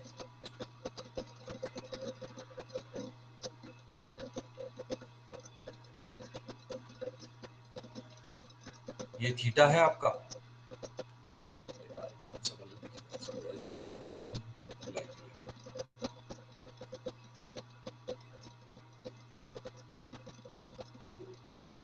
और ये वाली लाइन ऐसी चली गई।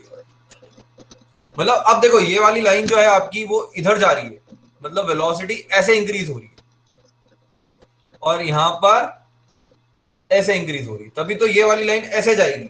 मतलब ये जो आपकी इधर येलो हाईलाइटेड लाइन है, ये मैंने बना दी, और ये आपकी ग्रीन हाईलाइटेड लाइन जो है डियर, तो मैंने ऐसे, ठीक है फ्रेंड्स। तो इससे क्या लिखोगे? ये तो हो गया सर आपका del v upon del x, और ये क्या हो गया आपका? ये हो गया sir del u upon del x.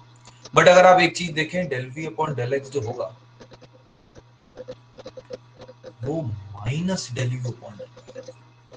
क्यों? क्योंकि अगर आप देखें यहां पर कि जैसे जैसे आपका y इंक्रीज हो रहा है, ध्यान से समझिएगा, u डिक्रीज हो रहा है। क्यों? क्योंकि नेगेटिव में इंक्रीज हो रहा है। पॉजिटिव u आप ये लेते हो, नेगेटिव में u इंक्रीज हो रहा है, नेगेटिव में कोई चीज इंक्रीज हो रही है, इसलिए हमने उसको नेगेटिव साइन इंपॉर्टेंट पार्ट किया। तो del v upon del x equal to minus del u. तो अगर आप इसे इस इक्वेशन में डालोगे, तो ओमेगा जेड आ जाएगा आपका डायरेक्ट, और ये किसके बराबर होगा? ये थीटा डॉट के बराबर। और यहाँ पर ये किसके बराबर होगा? ये आपका गामा बाय 2 डॉट के बराबर। और ये equation del v upon del x minus del u upon del y, अगर आप एंगुलर डिफॉर्मेशन में डालोगे तो एंगुलर डिफॉर्मेशन जीरो आ जाएगा। क्यों? क्योंकि प्योर रोटेशन केस लिए हो। अब पहले तो मैं आपको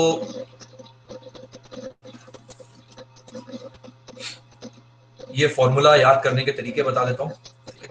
ये जो डिफॉर्मेशन हुआ है आपका, ये एक्स वाई प्लेन में हुआ है और ये जेड है। अब बाकी भी तो हो सकता है, तो आपको गामा एक्स वाई कैसे याद रखना है? Del by del x plus del by del y. Y की वेलोसिटी इसको दे दो, एक्स की वेलोसिटी इसको दे दो, del v by del x plus del v by del y. ये लिखा है, याद करने का तरीका है सिंपल। अब ऐसे वाई जेड भी हो सकता है, तो del by del Y plus del by del. ये वाई जेड है तो यहाँ वाई जेड कर दो, ये जेड है तो जेड की वेलोसिटी डब्ल्यू इसको दे दो, वाई की वेलोसिटी वी इसको दे दो। ठीक है, अब यहाँ पर एग्जैक्ट लिख लो, तो del by del x plus del by del z. हाँ, जेड की वेलोसिटी इसको दे दो, एक्स की वेलोसिटी इसको दे दो। है ना, ये याद नहीं रखने फॉर्मूले, तरीका बता रहा हूँ। ओमेगा जेड कैसे याद किया था आपने? ओमेगा जेड कैसे डराइव किया था? हाफ तो याद रहना ही है आपको। डेल अपॉन जेड के बाद क्या आता है?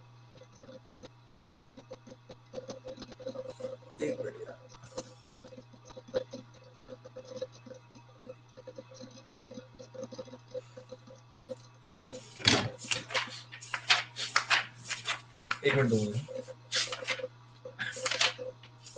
याद करने के तरीका बता दूं। कुछ कैलकुलेट यार,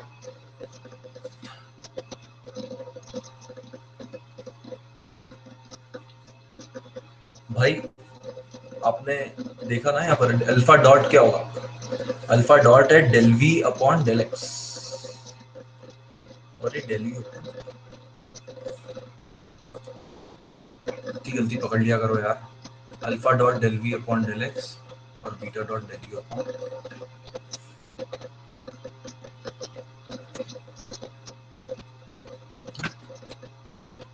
ऑब्वियसली बात है, एक्स डायरेक्ट, ये अल्फा डॉट क्या ये है ना, तो ये कब होगा? जब एक्स डायरेक्शन की वेलोसिटी वी डायरेक्शन में ऊपर होगी।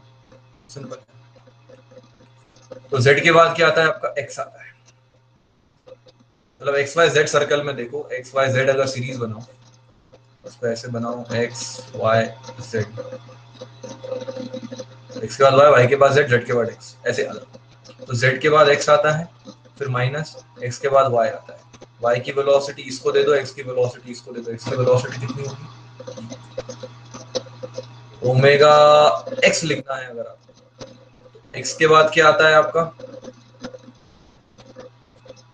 एक्स के बाद आता है वाई, ठीक है, और वाई के बाद आता है आपका जेड। जेड की वेलोसिटी ओमेगा इसको दे दो, वाई की वेलोसिटी इसको दे दो, और last x y z y ले लो हाफ। वाई के बाद आता है आपका जेड, जेड के बाद आता है एक्स। थोड़ा करना होगा आपको फॉर्मूला एग्जाम के हिसाब से। एक्स के लिए यू आता है और जेड के लिए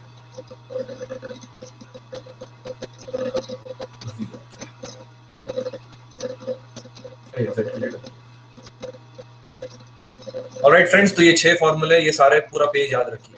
याद रखने की जरूरत नहीं, तरीका बस एक बार समझ लीजिएगा जो मैंने समझाया। अब वापस से कल वाली इक्वेशन उठा लेते हैं।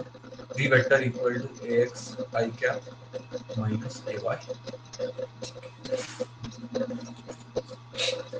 और जरा जो हमने देखा था, जो हमने कल पढ़ा था, उसको वापस से एक बार बना देते हैं। ऐसा कैसा कॉपी कर लेता हूँ।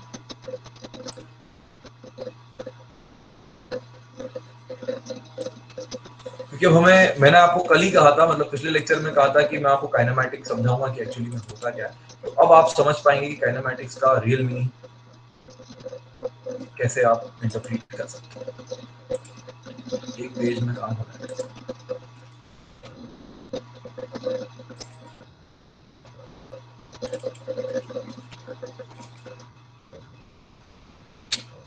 अब देखिए, यहाँ पर एक काम करिए, अभी तो बिना दिमाग लगाए आप वेलोसिटी वेक्टर आपको पता है ax i cap minus ay।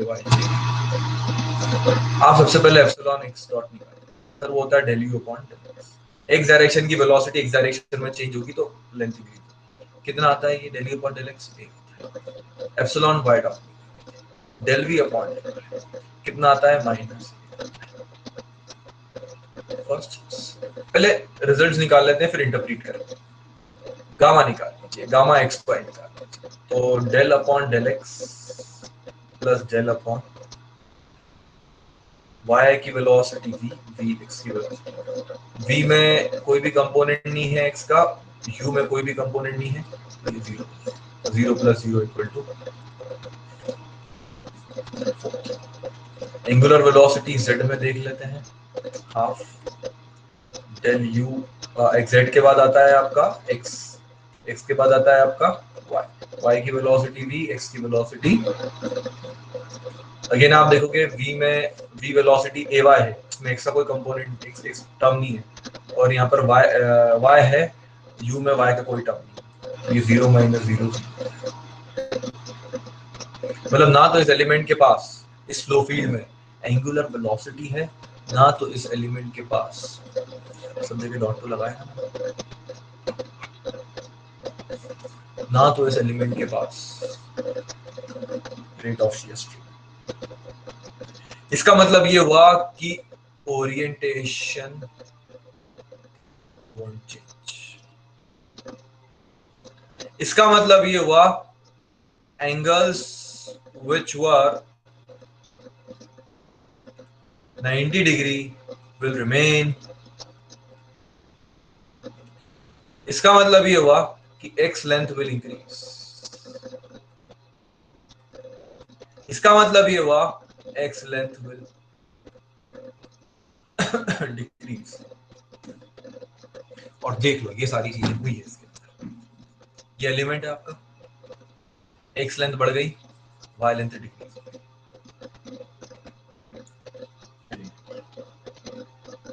और जो एंगल 90 डिग्री थे वो एंगल 90 डिग्री है, और ना तो इस एलिमेंट का ओरिएंटेशन चेंज हुआ है।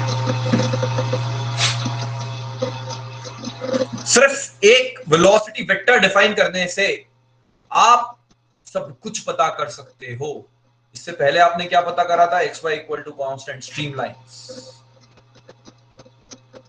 आपने स्ट्रीमलाइन समझ ली, स्ट्रीमलाइंस के बाद आपने रेट्स निकाल ली उसके डिफॉर्मेशन के। इसे हम काइनेमैटिक्स कहते हैं, इसे कहते हैं study of geometry of motion. तो इसलिए मैंने आपसे कहा था कि वेलोसिटी वेक्टर जो होता है ये सबसे ज्यादा इंपॉर्टेंट कंपोनेंट होता है। क्यों? इसके अंदर इनफाइनाइट इंफॉर्मेशन स्टोर्ड है। आप बस फॉर्मूले याद रख लीजिए सारे और लगा दीजिए। सब फॉर्मूले में क्या चाहिए, हर फॉर्मूले को वेलोसिटी वेक्टर ही तो चाहिए। आपके पास सारे डिफॉर्मेशंस आ जाएंगे और बस उसे देख लीजिए रियल लाइफ में। तो this is the what is the essence of kinematics. This is the essence of kinematics. और एक चीज और नोट करने की, अगर आप में से किसी ने नोट करी हो कि जितनी लेंथ x में इंक्रीज हो रही है उतनी लेंथ y में डिक्रीज हो रही है, इसका मतलब क्या हुआ? इसका सीधा मतलब ये हुआ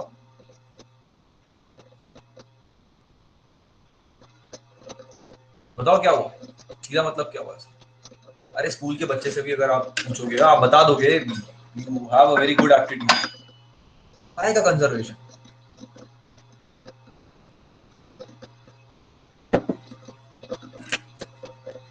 ऐसे समझो, ये 2 है, ये 4 है, यहाँ ये 6 है, ये 4 है। अब यार ऐसे नहीं बता पाएंगे।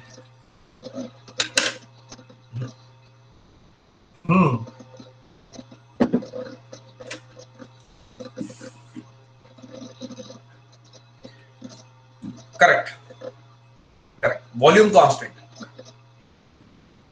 एक्स की लेंथ जितनी इंक्रीज हुई जिस रेट से, जिस स्पीड से एक्स की लेंथ इंक्रीज हो रही है उस स्पीड से वाई की लेंथ भी डिक्रीज हो रही है। मतलब इन दोनों का प्रोडक्ट क्या है?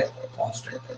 तो इसलिए वॉल्यूम चेंज नहीं, वॉल्यूम कांस्टेंट रहेगा। और जब वॉल्यूम कांस्टेंट है कंटिन्यूअसली, मतलब rate of change of volume या वॉल्यूमेट्रिक स्ट्रेन रेट जीरो है, मतलब फ्लो इनकम्प्रेसिबल है। और ये तो इनकम्प्रेसिबल फ्लो की इक्वेशन थी, आपको याद हो, del u by del plus del v by del equal two plus a minus a।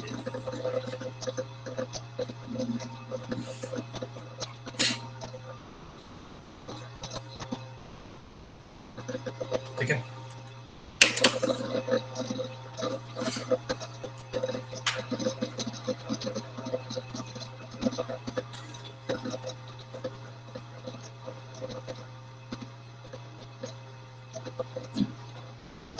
Question देता हूँ ऐसी वेलोसिटी फील्ड का, अच्छा क्वेश्चन है, करके लाइए। अच्छा, कल की क्लास, सुबह मैथ की क्लास डिसाइड हुई क्या तुम्हारी? और सुबह क्लास है मैथ की? अच्छा, कल आप लोगों की सेमेस्टर की क्या एग्जाम्स है भाई? और दिवाली वाली की छुट्टी का क्या हुआ, जरा थोड़ा मुझको बता दो तो अगला वीक प्लान कर लेते हैं हम लोग।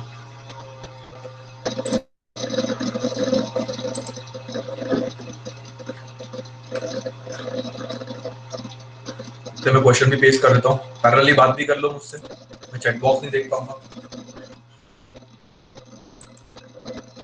कल प्रोडक्शन वालों की क्लास कितनी बजे से है सुबह?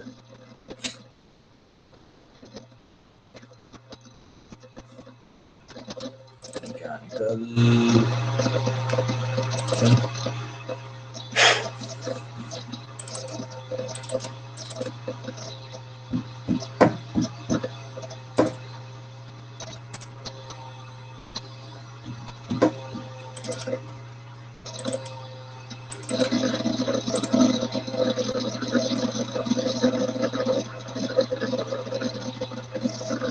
26 से एग्जाम है। मतलब कल अगर मॉर्निंग में 9 to 11 रखें क्लास तो किसी को कोई समस्या? मॉर्निंग 9 to 11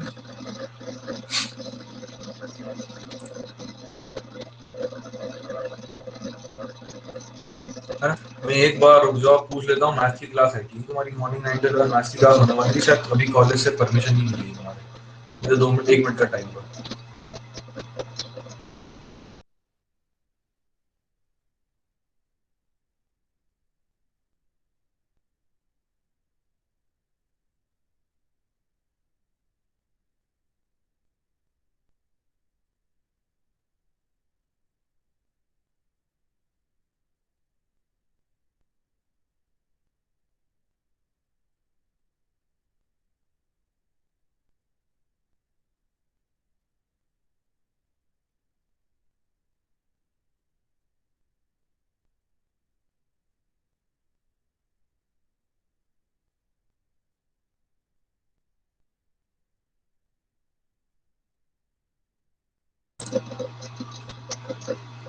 ठीक है, तो कल हम पहले तो मैं रिकॉर्डिंग बंद कर देता हूँ, 1 मिनट, अननेसेसरी